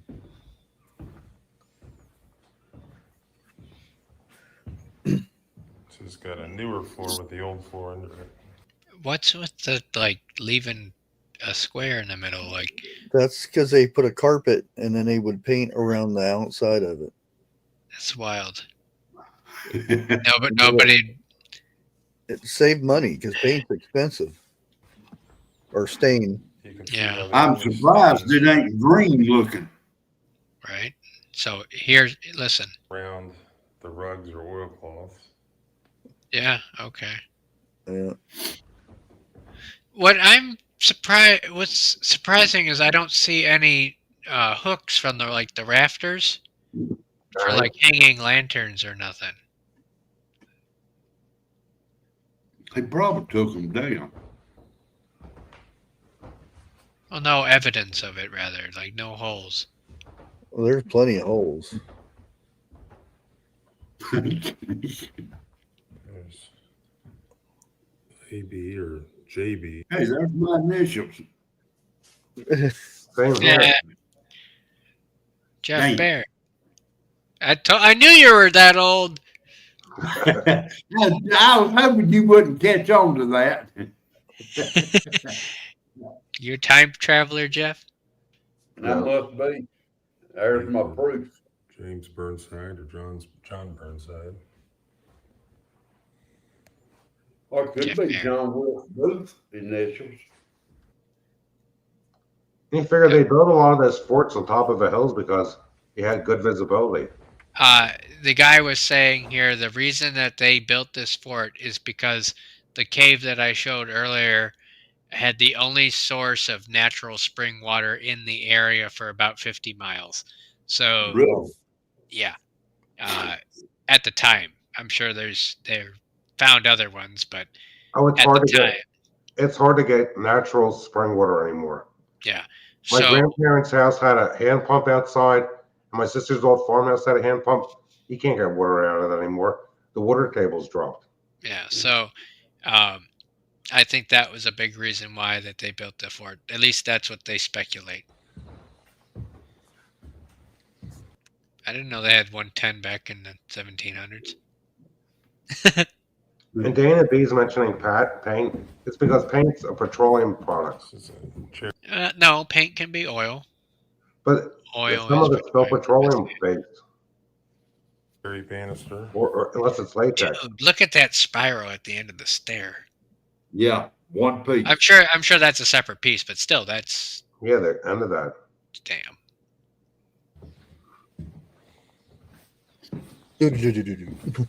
Right? Yeah, really. Dude, look at the wear marks on it where people have put their hands. Dude, that's nuts. The oil from your hands, reacts with the wood. The finish. That's just wild to me. Like, I enjoy seeing stuff like that. No, I wonder how far from the house the outhouse was. The old doorknob there with the little keyhole. I remember houses with that. Okay, so here's another question. Again, with the windows. You might know this, Jeff. Why do they have this top part of the window here above a door? Something about air with draft or something like that. Usually that these would open up and allow the hot air to flow out and the cold air to move in under the door. So, yeah. And those old farmhouses got so hot in the summer. Yeah. Well, that's why they have that. Hey, there's the lanterns. They usually have the little stick to where you can open it up and stuff.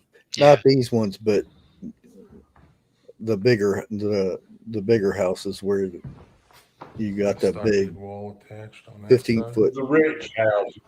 Another support Yeah. there. Damn, I wonder how tall those ceilings were. Well, some of the old farmhouses only had 7-foot ceilings back in the day. Well, you got to remember, just 100 years ago, people were only about 5 feet, so you didn't need as much space as you need now. One fit right in back in. Damn right. No support up top.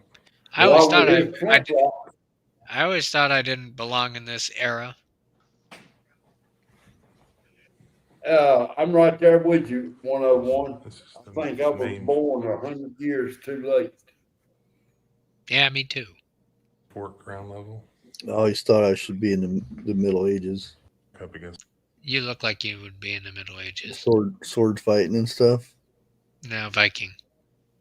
X. The wall here shortly. Well, Vikings had swords. They made the best swords. County, 1830. Windowsill. Dude. Erastus R. Vaughn. Born here in Monroe County, 1837. Good. Back it up. What about it? I want to hear him say what it was. So, Erastus R. Vaughn. Born here in Monroe County, 1837. Erastus R. Vaughn? What a name. Like, imagine going to the doctor and being like, what are you going to name your kid? Marassus or it could have been Latin. True. Later a Confederate prisoner of war. Died in the 1880s out in Kansas.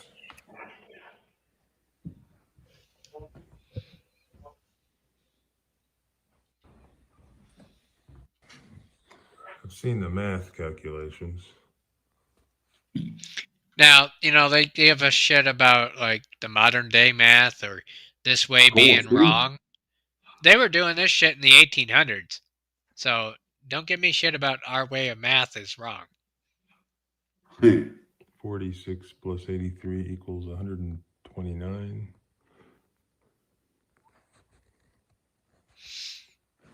There's a name right there. Where? Roughly here, like there are A. Okay. Something. F.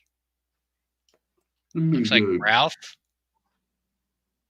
Oh no, Christmas Story all over again. Randall Cunningham. Thank you. R. A. Something. F. Ralphie. Shoot your eye out. L. I don't know the rest of it. That might be an E. It's very faint. If you was that old, wouldn't you be faint too? I'd be dead. Exactly. R.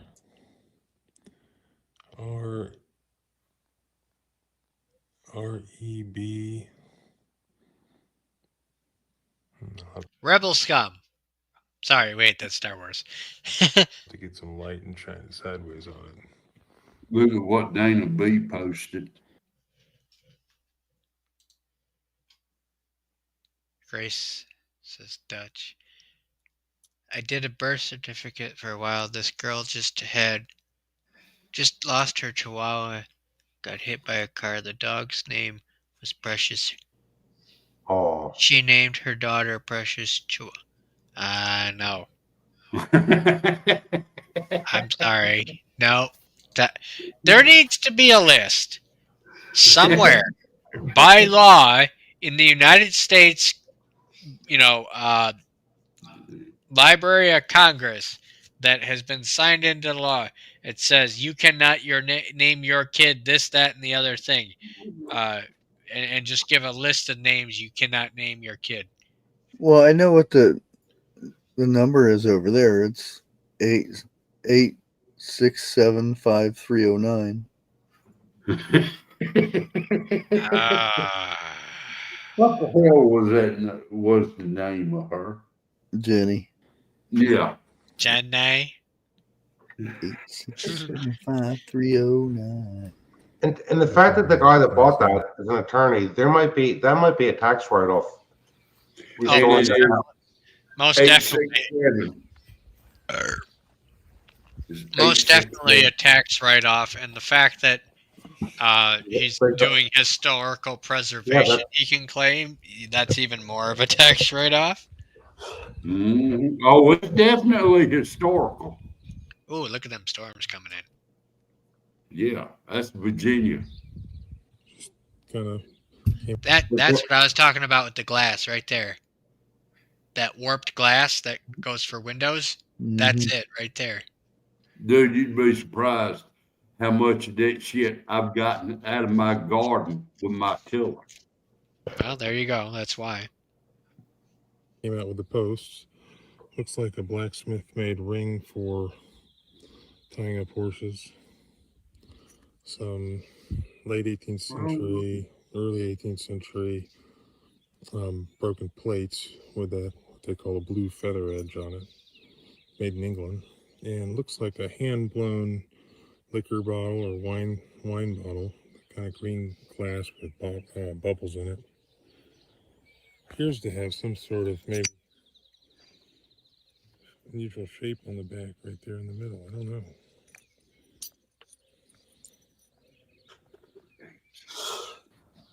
Check this out. I just found this back in the old garage, up on that shelf behind decades and decades of dirt and dust. I think this is part of a soldier's uniform. I don't know if it was for a soldier or for a horse tack. That's old. You can see the gold gilt still on it. I mean, this is something fancy. That is, I couldn't tell you both ends is soldered. If it'd been one end soldered, I'd say that was a pin. Necktie holder? no, it's it might actually be a you know how the Boy Scouts have their clasp for their bandana kind of thing? Yeah. You pass it through and it holds it. Okay. The attachment is still on there. Usually when you dig this stuff, the Especially considering it's bent like that, that's typically an attachment's gone. I'd say this must have been found in the garden or in the ground somewhere a long time ago when they picked it up, and sometime in the 20th century put it in this garage. Grace, seen what? Survived much better. How would you like to have that on your property? I would love it. That's the natural water source that they had. I'd hate to say this, but I'd mow the grass just so I could put me a lawn chair, one of those where you can lay back and just take you a good nap. Yeah. I wonder how the fishing is there. You'd have to mow it with a sickle. Yeah. Well, now I got a question. Okay. If you mowing your yard and a vegetarian comes by, do they get excited thinking that's a salad? Jeff, shut the fuck up. Yeah, some of that water look green. That water probably isn't as clean as it was in the 1860s. Well, most definitely. I mean, that's an oasis. Yeah. And when you stumble across fresh water like that in the 1700s, shit. You protect that shit with your life. Because water is life-giving. Right. Especially back then. There you go. Good shit. I would love to pull the trigger on one of those. You've never fired. You've never fired black powder, Jeff? No. Oh, Dude, I played with it, but I've never out of a gun. No. Dude, it is so much different than modern day ammunition. It's not so much a crack as it is a whoosh. Yeah. It's a slow push getting up to speed. Think of like a plane taking off rather than just. It's slow motion. Yeah, it's like the gunshots in slow motion. And the powder didn't burn as quick as the powder used today in ammunition. Right. And it's less violent of a reaction and much more, I guess you could say, enjoyable of an experience. The experience I had with it was very enjoyable. I can tell just by the undertone in your voice. You're like, oh, the shit we got into. Yeah. And you figure modern day flintlocks are nothing like the old muskets. Statute of limitation. Now, in this case, they're talking Statue of Liberty. I've always wanted like one of them old like pirate pistols. Oh shit, flintlock. Yeah. Yeah. Well, you know why the pirate's got a patch over his eye, don't you? Huh. Well, if he's got a patch over his right eye, his right hand is a hook. You know, he forgot he had the hook and went to scratch his eye. Yeah, it makes sense. This was the old parlor. Now all the plaster and I think. Damn, that's a hell of a gap. The original actual fortification of the insulation.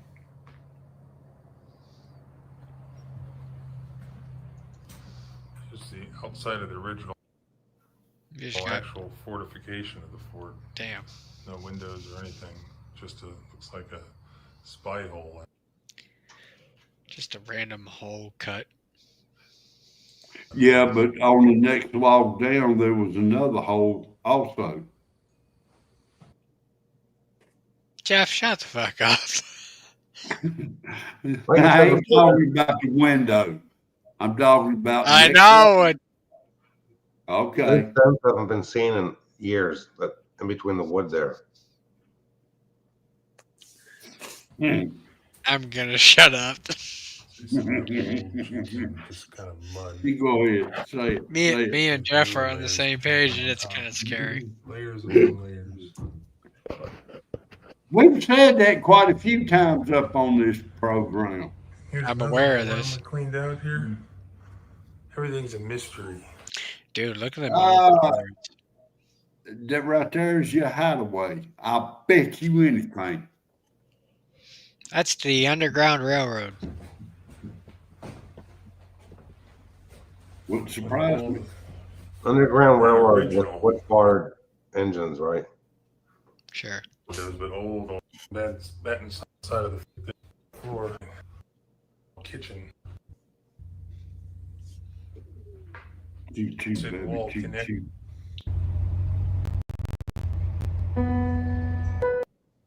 If he's taking that to the dump, bring it to the house first.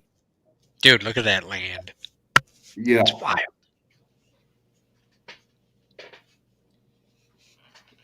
Damn, look how long that driveway is. What you figure, about a mile and a half?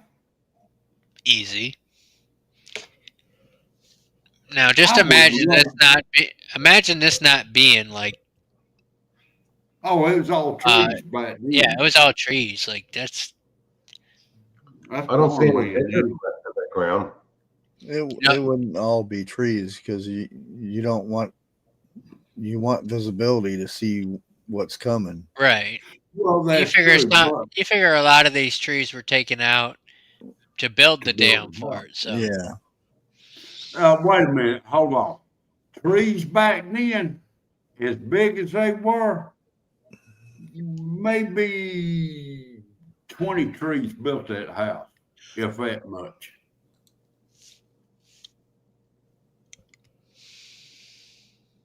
Where's the barn? That was when it was first built. It wasn't a barn. It was a, what'd you call it? 101. A fort. Yeah, a fort. Not a fort. A fort. Thanks for I know. clarifying. Shut up, yeah.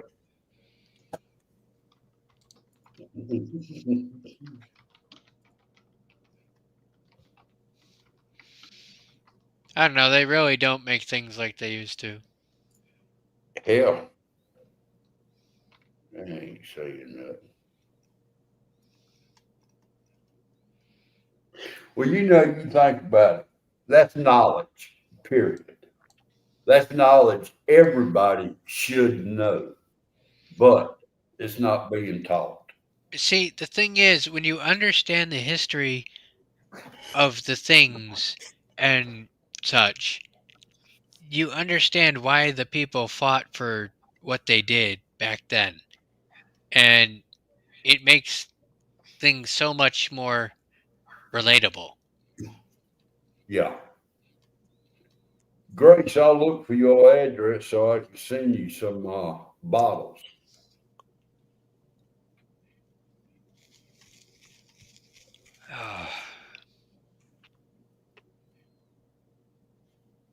I spent an hour last night trying it with the camera, and it's still not right.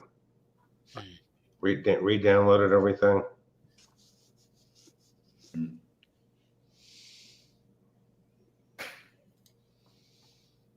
I don't know. Like I said, there's a lot of stuff I can do with wood, but they're compared to those guys back then, I don't have nowhere near the knowledge to do stuff. Do you have a table saw, Jeff? I've got 2 table saws. You know, I think as a society, we don't give our ancestors as much credit as they deserve. We always think they're primitive and dumb and stupid, when really I think they were a hell of a lot smarter than we are today. Because they had to live off the land. They may have not been as book smart as we are, but let's say street smarts, dude, there is no way, even today, I could keep up with any of those guys. And the fact that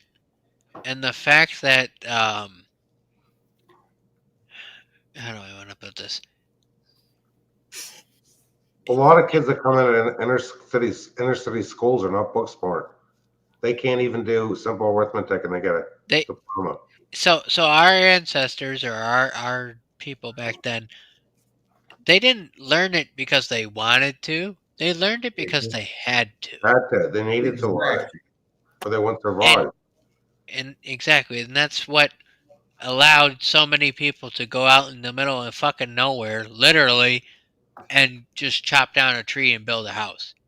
And kids had to learn how to stand behind a horse and hold the handles and control a plow to turn soil over. Right. Yeah. And they had to learn, you know, everything that goes along with taking care of a horse, and, you know, to show the horse who's boss, and that, you know, to not be scared of the animals, to understand their role in taking care of the animals. And they respected the livestock. Yeah, they didn't just use the animals. They didn't just till the land. They understood the relationship between us and the world. Well, now back then, before you sat down at 4 or 5 o'clock in the morning, you went and fed the animals. The animals got fed before you did. And the animals got milk. They needed milk. Yeah. And eggs to do the breakfast with. His role in the world, the thing that the Americans needed were cannons. They had a lot of men aiming it out. Well, this is going to be very uneventful. Can you figure Miss Mischief, I'm going to say barns We got barns around here that was built in the early to mid 1800s. Well, most of the time, when they were building, the barn was built first, and that's what you lived in with the animals. Right. Right. As you were building your house. Yep. Great. My father quit in the 3rd grade. People in this country don't realize how valuable the farmland is. You go into areas of Africa, Central, South America, the ground is so depleted they can only grow a crop maybe once every so many years. South Africa, they're literally killing the farmers. I know. You got that right, Grace. Like, people have to respect the soil. People laugh when I say respect the horse manure.